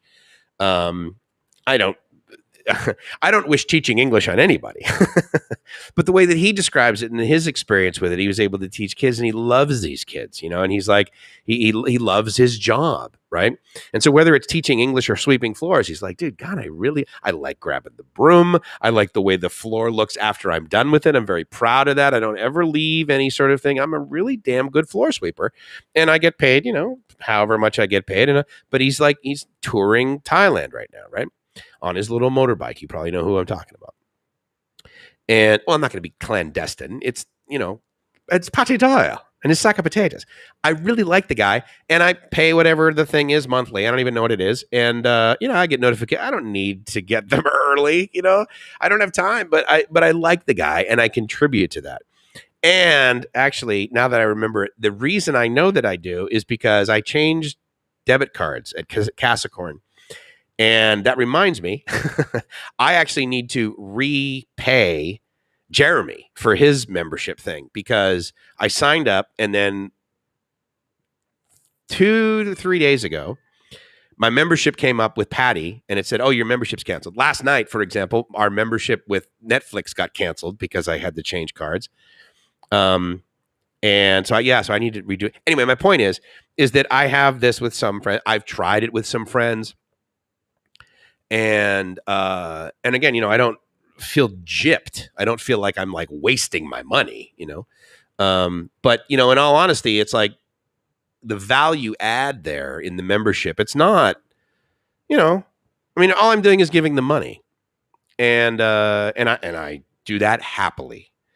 But it's not like this big extra thing. And so, whereas I'll give you an example. I don't actually know if he has membership and he's doing it through this, but my buddy, right? We're very good friends. Idea Studio, Dana. His membership, I believe what he is doing through his membership is providing a bag, which he makes these, like purses, basically. It's like a bag, a purse. He calls them an EDC bag. I'd never heard that before. Everyday carry, apparently, is what that stands for. I guess my backpack is an EDC bag because it's an everyday carry. I guess it qualifies. But the point is that he's making one of these things. that is, it will last longer than your house.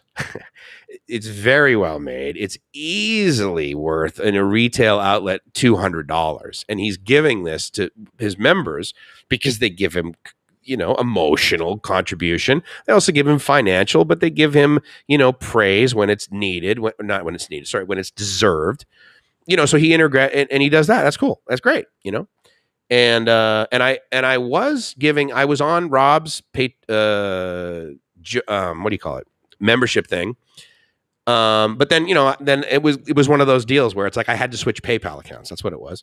And so I just didn't bother renew it. I didn't bother thinking about renewing it even until just now. And I love Rob, and I don't mind giving Rob money. I mean, I've always said to Rob, I said, look, dude, rather than give you like $4 a month or $5, do you want like $100 right now? Like, since we're hanging out to each other, do you want $50? Here, this is a lot easier. This is a lot more efficient. I'll just give you, or I'll buy you dinner, or I'll buy you what. I mean, we've been out to dinner. I think I've easily bought him. I think the last time we went to that burger place in Kamala, I bought him a burger, which was stupid because we should have gone down the street and gotten rice for 60 baht. But the burger was like 450, So I mean, my point is, it's not so much the value that I expect to get. It's just my experience that, like, sorry, it is my belief that I would need to offer something more significant than I can think of offering right now via this membership paradigm that YouTube has, that I don't know what to do. I don't know what additional I should add or add. Whereas basically, for the sake of argument, my Cool Kids table, our Cool Kids table over here at Live My Ass Off, those are Rob's squirrels. Those are Rob Squirrels. He has this posse. He has these people that really like to follow him. And when they meet him, I've never had him, oh, yeah, I met him. He was a complete jerk. I've never heard anyone say that. I mean, either that or I'm just not, I selectively didn't have my ears open when someone said that. But I can't imagine anybody saying that about him. And so, therefore, I haven't turned on membership. And they email me regularly to remind me that I have the ability to generate more revenue for them. I just don't want to, because I don't believe. I would much rather do this. I would much rather turn off my monetization and have you guys occasionally basically throw money up here or buy me a smoothie. So here's the thing too, is just so you know, I mean, if you don't know, giving money to someone via YouTube is the easiest way to give Google money. Okay. And that's fine. I'm a Google shareholder. So every time someone pays and they say, oh, no, don't pay through that, you're giving them 30%. I'm like, hello. I've owned Goog for a while, dude. So you give Google all day long. Please support their top line revenue paradigms as much as you can, because as a stockholder, as a shareholder, I believe long term I will benefit from that. So I have no problem with you giving money to giving money to Gracie, giving money to live my ass off through there. That's fine. But if you do care about that sort of thing, and for example, you're like, screw Google, I'm only using DuckDuckGo, then if you don't need to, but if you wanted to, PayPal, right? But buymeasmoothie.com is a really neat way to do it, because I believe it allows us to communicate back and forth through there. That it doesn't seem to work real great, though. It's like, because Joe pretty much is the main guy. So he goes to buymeasmoothie.com and he shoots me like $5 or something like that every now and then, which is awesome. I appreciate it greatly. And Gracie and I eat for an entire day on that, which is awesome, right? And when you guys come over here, I highly hope that Gracie and I will be able to buy you guys a smoothie and feed you for a whole day or whatever. And no, we're not going to we're not going to the Argentine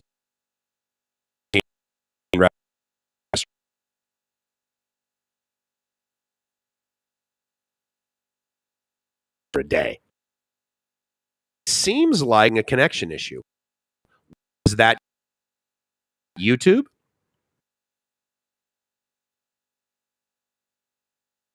Ah,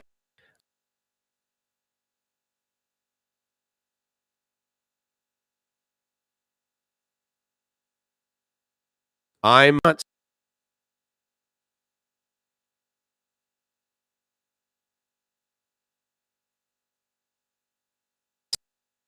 seem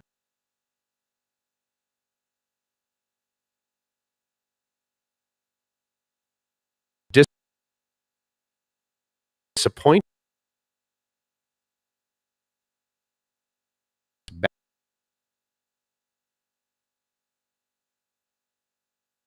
Bad because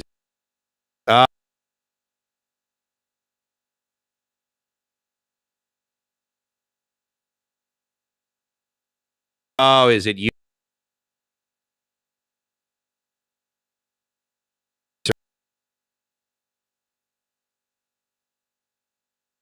Service for me, but for God, go to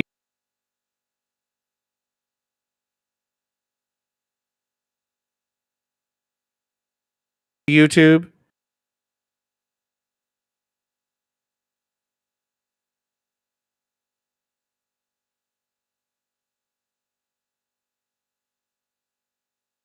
Love of God. Well, I hope I'm still live on these platforms, because if I'm not, then obviously I'm just talking to my hand. Let me see here. If I go to my Facebook video, which is also not refreshing with any degree of relevance, with any degree of reliability, rather. All right, I'm still live. Gracie says I'm still live. Facebook says I'm still live. Facebook is not appearing. Facebook, why are you so... Oh, God. I'm going to have to watch back through these, because as... Hold on. Gotta mute. Sorry, guys. All right. Well, it looks like I'm back or whatever. But boy, oh boy, does that bug me. You guys know how much that bugs me. Do you have to... Would you care for me to elaborate on how much that bugs me? Anyway, thank you for sticking with... if I go over here, it now does not display any longer how many people I have there, but it looks like we have 16 watching on YouTube. So awesome sauce. On Facebook, breaking up too. Thank you for that, Todd. What a drag. Well, I'll have to figure that out.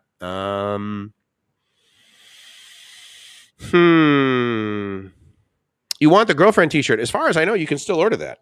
Teespring or ping Rob. And I'm 17. Hey, thank you very much. I appreciate the increase. Thank you. My ego is fragile. If you guys know me well enough, you know that that's a very true statement. 17 watching on YouTube. Look at that. Another winner. I do kind of want to figure out why that was, though, because remember before when I would use the my Chromebook, right? And I before I had Cat 6 directly to my router. And it would freeze, right? Remember, like in the mornings? And that would usually be around 10 o'clock. It's about 1:15 right now that happened. So anyway, and just so you know, the way that it works when you're doing a live show is if anything technical ever goes wrong, you never make a point to bring it up as a topic on the presentation. So do as I say, not as I do. You guys good? All right, good. Going down the YouTube rabbit hole. I'm a fan. You know, there wouldn't be the rabbit hole if someone sometime didn't be like, oh my God, you're going down the rabbit hole describing someone else's behavior. And that person at the time was like, you know, I kind of like where I'm hanging out. I may click my heels together in any minute, but unless we're in Kansas, it is not happening. Not happening. Love you, Joe. I'm glad you're still there listening.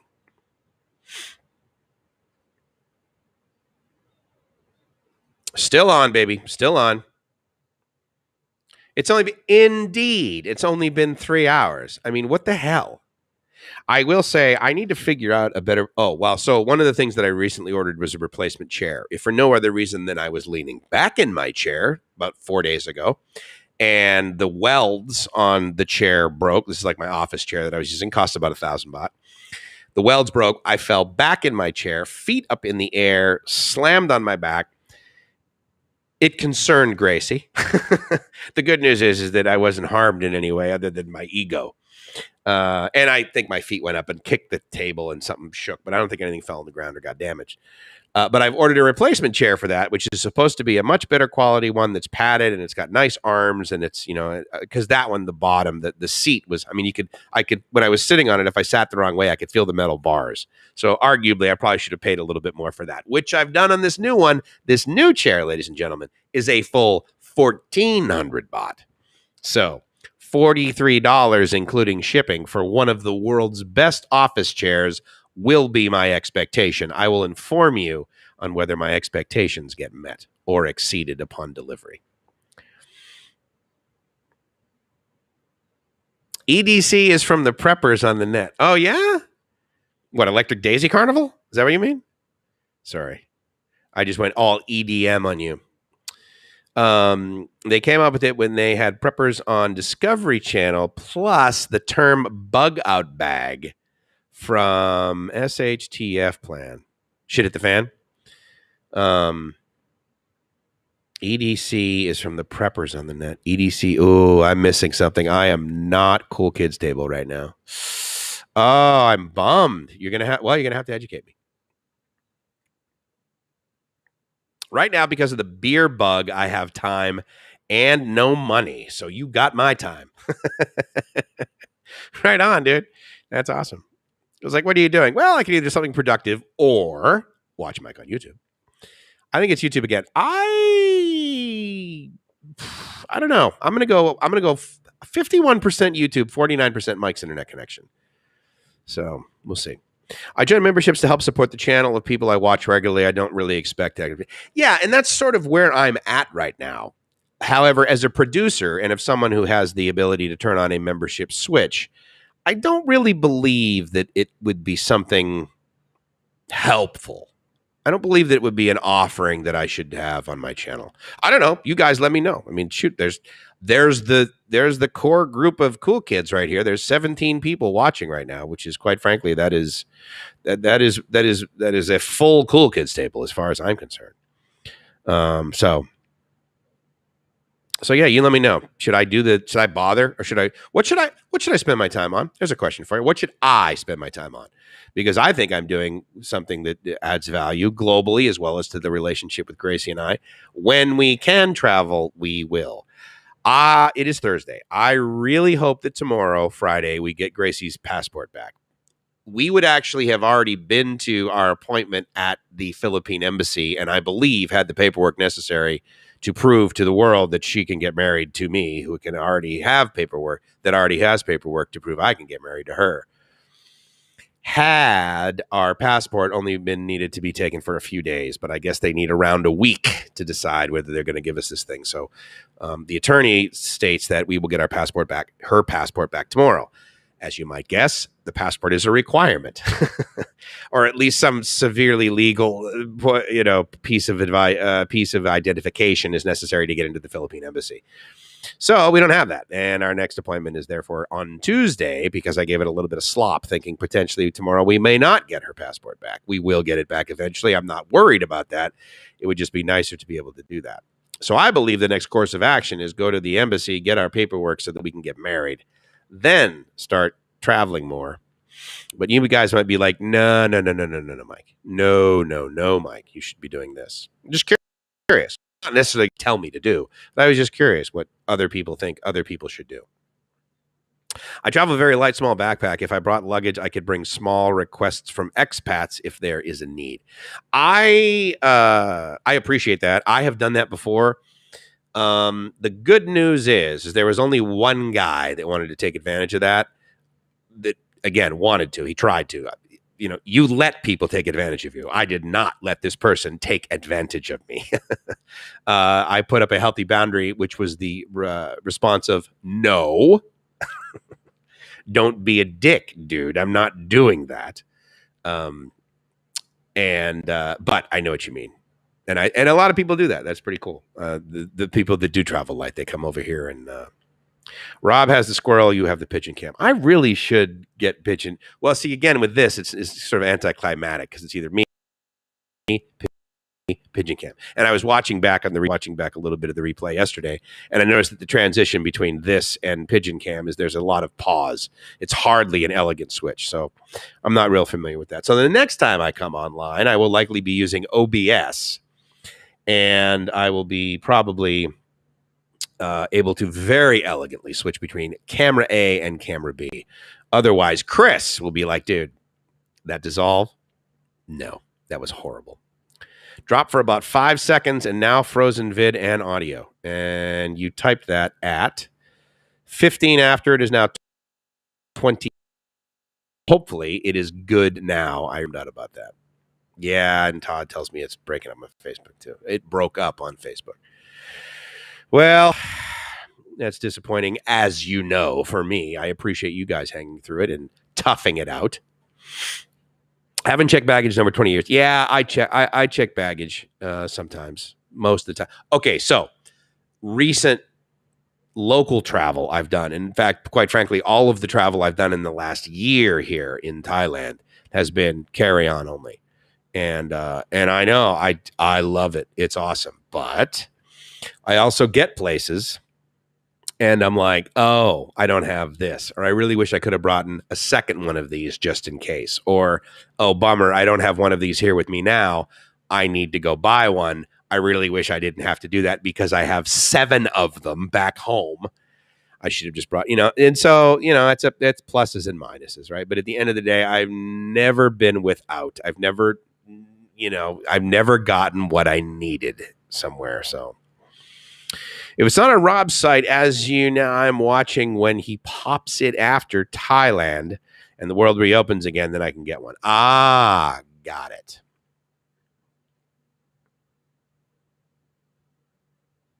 Was it the welds or the post of the wheels? No, White Wolf. It was the welds. So there is the back, right? And the back basically it was mesh. It was that sort of mesh fabric that goes around. And so therefore there was this pipe that was basically the entire back. It was like it was a square back, right? With some bends in it and stuff and for arch support and everything. And then it had the mesh that like basically just slid over that. It then came to a bottom and then the 2 pieces of the pipe were at this metal plate. The metal plate was held into the base of the chair with 4 Allen head screws. And where those 2 pipes went in and welded. And the weld was at least an inch long. It was an inch or 2, but obviously it was either a dry, no, is that right? Cold solder joint, or it was just, really cheap. What it looked like actually is that the pipe metal ripped. Because you guys know a lot of times, I mean, when you like solder 2 things together, a lot of times the solder is the better sort of that has more integrity. That part of it has more structural soundness. The weld is, and then a lot of times it's what you're putting together that piece rips off. So I believe that's what happened. Anyway, I was like, okay, well, this is a binary discussion. This chair is either functional or it's not, and it was not at that time. And I thought, okay, 1,000 baht in the last year spent on this chair. Got my money's worth. I'm good.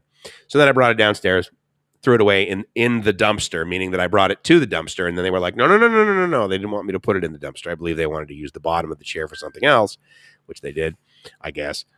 So now I have new chair on the way, hopefully. And I hope that will be coming fairly soon, rather.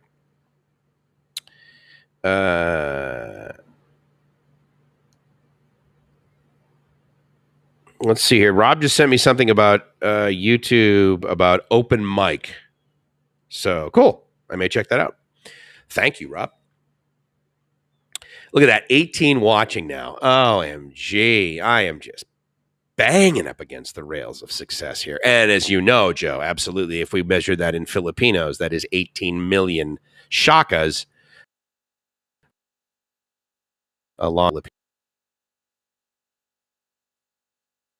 trick I don't understand. Okay, it says I'm having connection issues again. Am I having connection issues again? This is very I really don't want to have to switch providers. But there she goes. Nice. I may have fat fingered the letters. Oh, okay. I will be good with you and pay for it. Just need to see more time on the beach. Oh, is this for the if I do the membership? You'll need this event.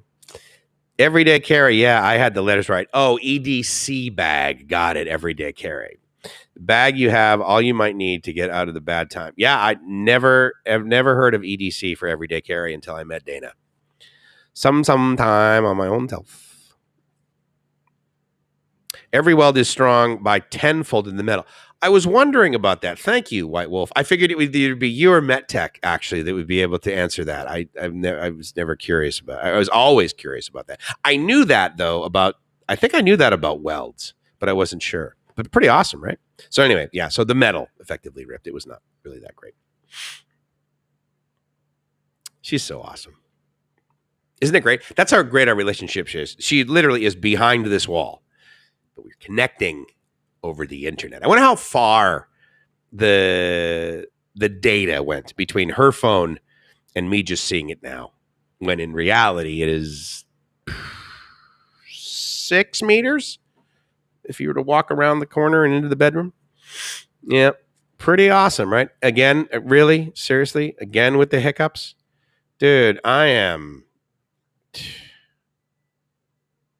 And done. Yeah, dude. It's not cool. Certified welding carpenter for 5 years. Wow. Nice work, dude. That's awesome. Then a truck driver. Yeah. Okay, remind me. Is your route the one Washington State? Within Washington? I can't remember what is it. Anyway, remind me what your route was. I remember you shared that. I was like, oh, that's kind of cool.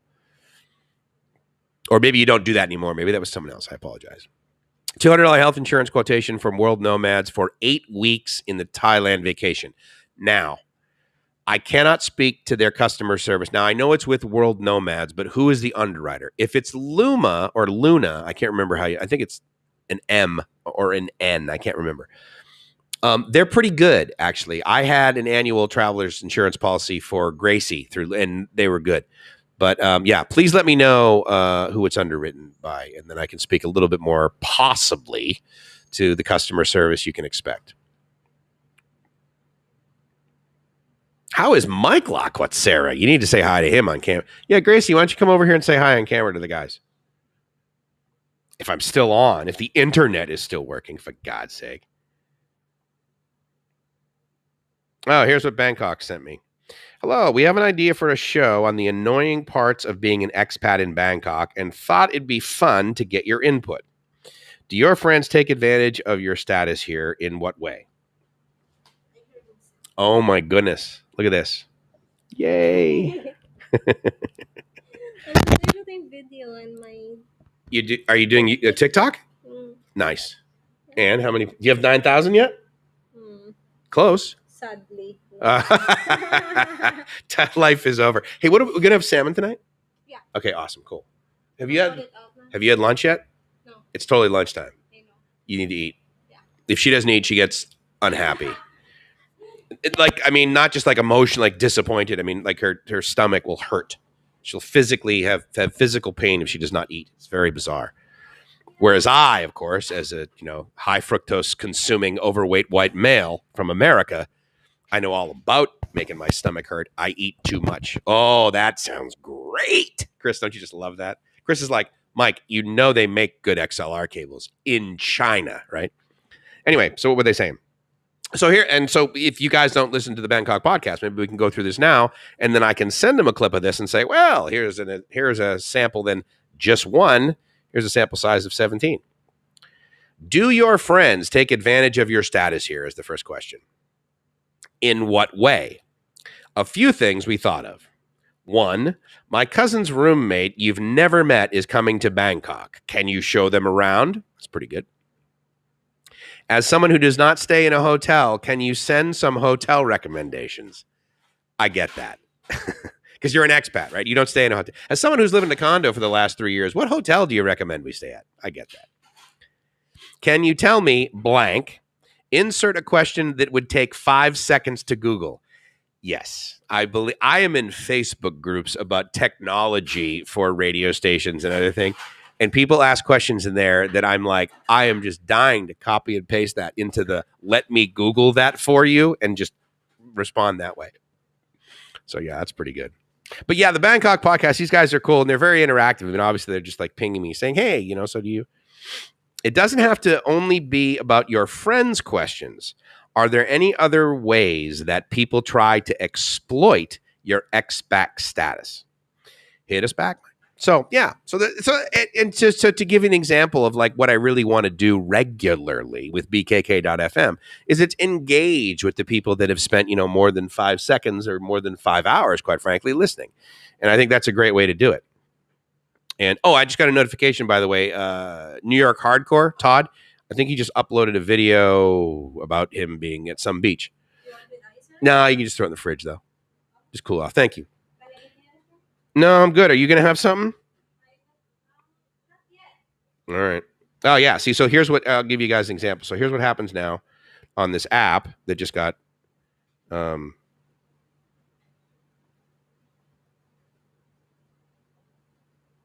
So what happens is now it shows up and it says, okay, so here you go, dude. Here's your package. And they take a picture of the front of it. So obviously it's not a chair because it's the size of someone's hand. And additionally to your Shopee, and then I scan this QR code, and then all of you that are watching this video can now show up in the front of my lobby and get my package for me. And of course, she'll look at you like, Kunmai? And then there's no way you're getting the package. So there you go. I knew I stayed away for. Isn't she great, dude? Yeah. I hope you come over here soon and we get to meet her. Stuck. She's cool. Nice to see you. Absolutely, Joe. Agreed. Thank you, guys. I really appreciate that. Gracie, now you've been living in Thailand for some weeks. Is there any appreciable climate difference between the Philippines and Thailand? So where we are, I will. You here, honey? The guys have a question for you. There, hold on. Let me invite you. Would you like to come in on the stream from your phone? Yeah.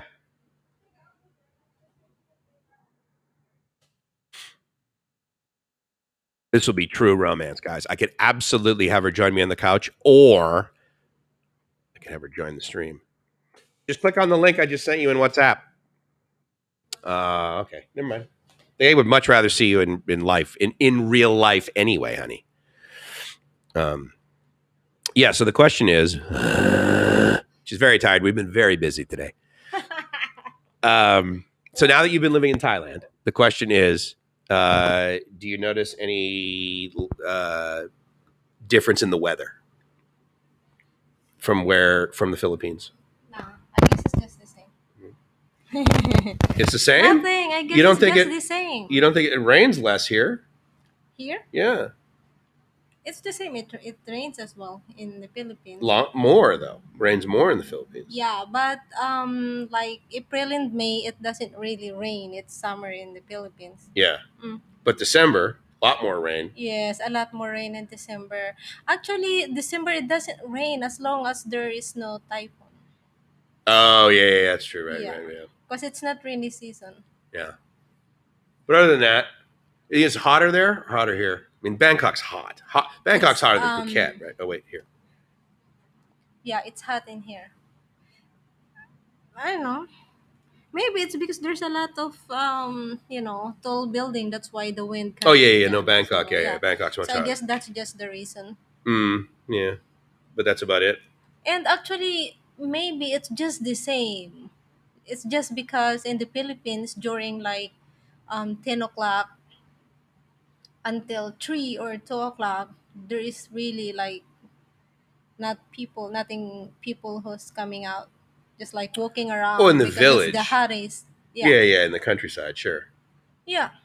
Yeah, that's true. Maybe more people are more outside. Because even in Phuket, right? Like during the day, there would be people outside. It would only be me and you, but Actually, when Sometimes. I do like shopping for the stocks in the shop, it's also hot because I need to just Manila, walk. yeah. No, not in Manila. Even in Rojas. So I just need to like walk from one wholesaler from another. Oh, yeah. Because if you're gonna ride a tricycle, then it will gonna be like a long way because it's always a lot of one way. Yeah. So So you you have to got- turn around and make Yeah. circles. Yeah, that's true. Okay, So just walk. That's all. nice. Let me see if anyone else asks you a question. Oh, Washington Bakersfield. Yes, one of the guys that's a truck driver. Nice. Yeah, it's all good again. It's all God again, though, too. Absolutely. I completely agree. Expat for the dodgy. Yeah, I know exactly, dude. I'm just it's lame, right? I gotta get a big boy cable. With Gracie being in Thailand, it just makes it better. Absolutely. Up top, honey. Yeah, of course. Psh. Honey, It's psh. a lot How do you better. make the sound? Psh. Boom. See? Look at that. Sorry, my face. Do you still little Gracie? Do I still like Gracie? Do I still little Gracie? Just have the one Gracie, just the little one. Not big, not little, just Gracie. I didn't understand that, but okay. What time? Okay, so you haven't eaten yet? No, Do you want to have a tuna sandwich? you want? Oh, we had that yesterday. I know, but I like eating. How about peanut butter and jelly? Mm. You don't like peanut butter and jelly? You want? You like peanut butter and jelly? You want peanut butter? No, no, no, no. What can I make you? Do you want tuna sandwich? Well, what are you gonna have? Oh, you're gonna have your chicken from last night. Yeah. Yeah, you eat that. I'll make myself a peanut butter sandwich later. How can I make that? You don't know Are how to you make a peanut hungry butter and now? jelly? Yeah, I could eat. Now? Mm, Okay. It's a peanut butter sandwich. peanut butter and jelly. What is jelly? Jelly is the red container. Jam. Yeah. It's like the fruit. And peanut butter. Yeah. Where's the peanut butter? Is in a box. The peanut butter's actually in the fridge. I put it in there because it was getting. Just one. Yeah, one's fine. And then, of course, as you guys know, we eat that with sour cream and onion potato chips. Obviously, she found it. Peanut butter, yeah, peanut butter and jelly sandwich. We call it peanut butter and jelly, whereas more accurately, it's actually peanut butter and jam, right? Yeah. So there you go. Mojo's fingers getting tired. Yeah. Have the little. Oh, I do. If you guys don't know what this is, talk about Joe making me cry when I was on Bangkok Strange. Stand by. Honey, this is not open yet. Yeah, okay. I just bought it. What? My little Gracie that Joe got me. Ah. Jib made this. Yeah. Thank you. Yeah. Gracie just said thank you, Joe. I wanted to show you guys this. I haven't shown this on Live My Ass Off, have I? So Joe, knowing that I was missing Gracie, reached out to Jib, Dana's wife, and boy, oh boy. Yeah. And she knits. Knit by Jib is her YouTube channel. And as you guys know, if you follow Do More Hike, you know that Knit by Jib is a channel about knitting. And so Joe had Jib make this for me, which is basically a little Gracie. And when I got that, I was very grateful. I had a gratitude attack on the air, for God's sake. So anyway, if you guys are like, Mike, you've never even met Joe. Why do you like him? This and Bit of Honeys. Enough said. I actually had the last Bit of Honey 2 days ago, Joe. I still have some of the Big League Chew. Joe is coming here. Did you hear it? Yeah, Gracie just said, is Joe coming here? I said, absolutely he is. We are waiting. She needs to meet you. This needs to meet you. The Gracie. We call this the Gracie, basically.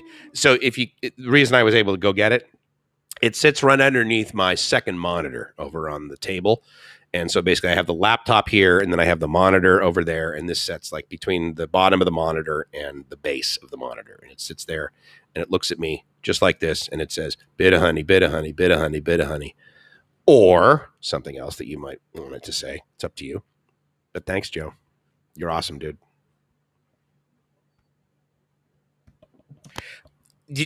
If you care, I will take this over $50,000 in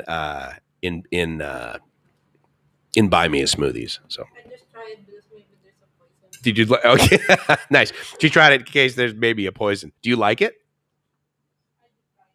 You don't like it? I like the jam. So I'm gonna have. You like the jam? Okay. That's not bad considering they don't eat sandwiches in the Philippines, just so you know. So I was like, why would you make a sandwich? It's weird. Why wouldn't you have rice? Oh, hold on. Peanut butter and pineapple jam. Ooh. Peanut butter and God, sorry. Peanut butter and pineapple jam. Mike, what do you always have next to you during your live streams? Pineapple.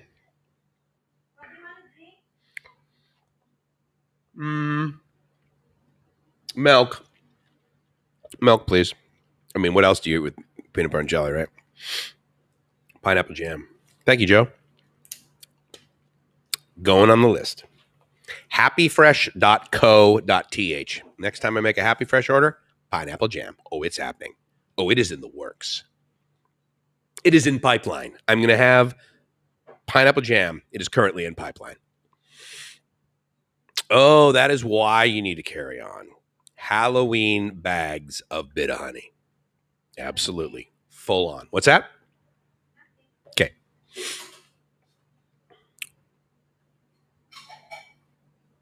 I haven't seen more of my hike on a long time for a while. I hope he's well. I saw him pop into Dana's Idea Studio live stream. I want to say, I think it was yesterday that Dana was live, right? In the morning. And then Gracie and I did afternoon. Yeah. So I think I saw him pop in in the morning. I was just over there for a second, and then I had to go get groceries and do some other stuff. But I think I saw him pop in over there. So yeah, he's a nice guy, and I see him on Facebook and his posts and stuff. I mean, his posts are so. The last one I wrote, I just saw it and I just posted, and I was just like, man, it's a good life, isn't it? Do you have any idea how much this XLR cable is pissing me off? Oh God. I should write down chalkboard, grow fingernails at length, attach. Or I've got one on order. I promise it's coming. It just hasn't gotten here yet because I wanted to get a really, really good one, but I didn't want to pay a lot of money for it. So therefore I ordered it from China. So therefore, ice? Yeah. Nice. I put ice in most drinks that I have, with the exception, of course, of hot coffee. But I also make iced coffee. But I like ice cold milk. How do you get ice cold milk? Put ice in your milk. It's a dick in a box. Put the ice in the milk. Whatever. Yeah, I'm digging it, man. Game changer. Mike, why do you love Gracie so much? Peanut butter and jelly. Because she cooks. You know what's funny? We have, because JC, and I believe the same is the truth with oh, good job. Okay, so she's having peanut butter and jelly and chicken. So, that's the Filipino version of peanut butter and jelly. Wow, it's cold in here. Ooh. No, the lights warm me up. Plus, I'm next to the open window. But yeah, and when I say JC, I'm not talking about Jeremy. JC, as in JC retired cheap.asia. He and his wife, he's the one who cooks. She's Thai, she doesn't cook. Dana and Jib, I believe that Dana is the more common cook. Whereas here, I literally do not cook. I know how to boil water, put pasta in it, and then drain the water, and then pour pasta sauce in there, and then heat it for another 30 seconds. And I know how to make spaghetti. I know how to purchase fried chicken, like the best of them. But I mean, I can function in the kitchen. In other words, if I'm by myself and the only way that I could get food is to actually make it myself, I could. But I do not like to. And so therefore, when she was not here, I think I turned the stove on 3 times over the course of a year. And I think 2 of those times were to make spaghetti. And the third time was certainly wasn't to cook anything because I didn't have a frying pan until you got here. I think all 3 times were to make spaghetti. Man. So anyway. Are you fine with that? I would have put more peanut butter in there. Like a real thick layer of peanut butter. I know. No. 1, 2, 3. Ha, ha, ha. Well done, dude. I like it. 5, 5, 5. I will send more candy to you and hoping to be there sometime in August to Phuket. August. Yeah. You want my address? You can send it to Dana's. I just don't know when I'm going to get over there next. I mean, obviously, this Saturday I could go over there, but here's the interesting thing about the toss-up. What do I like in the US? Candy. What candy do you like in the U.S.? That's a great question. I don't know. You don't. Every time, like I would get a candy in the U.S., you would be like, "Oh, it's too sweet." Like if I were to order if I were to buy a Snickers bar, you'd be like, "No, too sweet." I don't think you like candy in the U.S. I don't think you like candy. Yeah. So Saturday, yeah, I could go over to Dana's for Bangkok Strange, but here's the thing, right? I've told you guys all the things we need to do, and all of the things we need to do involve being in fairly public areas where even the slightest chance of us possibly having COVID could delay things significantly. Like if all of a sudden we cruise over there and through no fault of his own or Jib's own or their daughter or some delivery guy, we get COVID, they don't, or whatever, we get something like that. And then we try to get into the Philippine embassy, or we try to go to the AMPA, or we try to go to the Ministry of Foreign Affairs, or we try to, basically get a piece of paper that says we can get on a plane and go see my parents. All that stuff stops. So unfortunately, I don't think it's too excessive. I think it's a justifiable reason for sadly limiting our interface with other people. Even though arguably those people, the chances of them having COVID are probably quite slim. Yeah. So I don't know. I'm still on the fence as far as like doing that. And to be fair, if it were that much of a priority, then Dana and I would just simply do it as we have before, which is remotely. There would be half a screen of Dana and half a screen of Mike's. And we don't do that because, again, like he stated, our chemistry is better when we're physically together in his studio. So we wait until that. What do we got going? A chocolate coat. I love it. Oh, wait, what was this? I can copy almost anything I taste once. Learned to cook because mom was too busy as an OR nurse. Wow. And dad could not cook. Wow, good for you, dude. White Wolf. He says he can copy anything he can taste. The good. That's wow. That's like basically an artist being able to look at a painting and then bam. It's as far as I'm concerned. That's amazing. It's different taste. There's still a different. I can't do that. But I can still, even if I do, it tastes different. French toast the bread and make a PB and J, then add it to a plate of fried chicken. Oh well, yeah. There's that. Chicken and waffles. If you guys have ever had that, that's always something I've liked. There is a Roscoe's chicken and waffles, obviously Los Angeles, very good food. Not good for you, but good.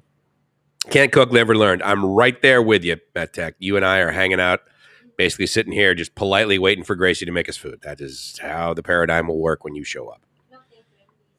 You're lazy. You say you're lazy. You're so funny. You cook every night. You're amazing. That's great, man. Yeah, totally, dude. Yeah, I will. I'll put it up on the Facebook Messenger after this. Which actually, the after this may be happening here pretty shortly. Have a great night, everyone. I'm going to try and get a couple of hours of sleep, said the man from Florida, where it is 3 a.m. right now, my friend. Yes, get some sleep. You too, Joe. Come on, buddy. I love having you here. Has Gracie saltwater taffy? And just so you know, saltwater taffy does not taste salty. It is basically very chewy candy. No, she has not tried it. I will get her some once we get back to New York. No, we will not go to New York. Once we get back to New England. Weren't the hospitals in Thailand getting Moderna for like 300 baht for a shot? Take 2 shots and 2 weeks between it, but it would not bad except a sore shoulder. But it was not bad except a sore shoulder. So the short answer is I believe that Moderna is now, I know it is now approved by the Thai FDA. As far as when will it show up, I've heard some people say it will show up in August. I do not know the quoted price. However, that would definitely be the one that I would prefer to wait for. And 300 baht is nothing. So I will gladly pay that. and would definitely prefer Moderna. So here's something that I want to share if you guys don't know, that I heard from a doctor that I trust, that I believe has the qualifications, that I believe has been around the medical field long enough. He was on a Zoom call with the Patia Expats Club that they normally would meet once a week on Tuesdays for lunch, but now they have a Zoom call at like 11 a.m. So I attended that. And they bring in speakers of competence. And this guy was a medical professional. He works in the medical field. He's been retired from actual medical practice for the last 20 years. But he's one of these guys that, he retired from like actually practice, like going to a hospital and that sort of thing. But he goes to conferences and he still does his, what do you call it? Not recertifications, but he still goes through the, certifications. Yeah, he earns the points, or he does his, annual update sort of thing to keep his license valid, and he does that thing. And he works with it. So he's retired from doing what he used to be doing, but now basically his job is he works with the government to help them in medical matters. So anyway, this guy, he's qualified, in my belief, based on the data he gave. He gave a little bit of background about what COVID does. He gave a little bit of background about what SARS does, what SARS was, and then how that transposed. And he talked about vaccines. And so the main thing I want you guys to take away from this is that if you get a vaccine now, for example, if we were to go to get Sinovac, if you get that vaccine and you go through, the first and the second shot, he said that as a scenario, if you were to go get Sinovac and then you wanted to get Moderna because Moderna was now available, let's say in August or September, wait 3 months between your last shot and the next shot. So take that away from you. If you're getting 2 vaccines, make sure between vaccine A and vaccine B and buying a decent XLR cable, there is 3 months of Delta. He said that would be a very, very smart thing to do because he said, working with the government, he will actually end up getting the Sinovac shot.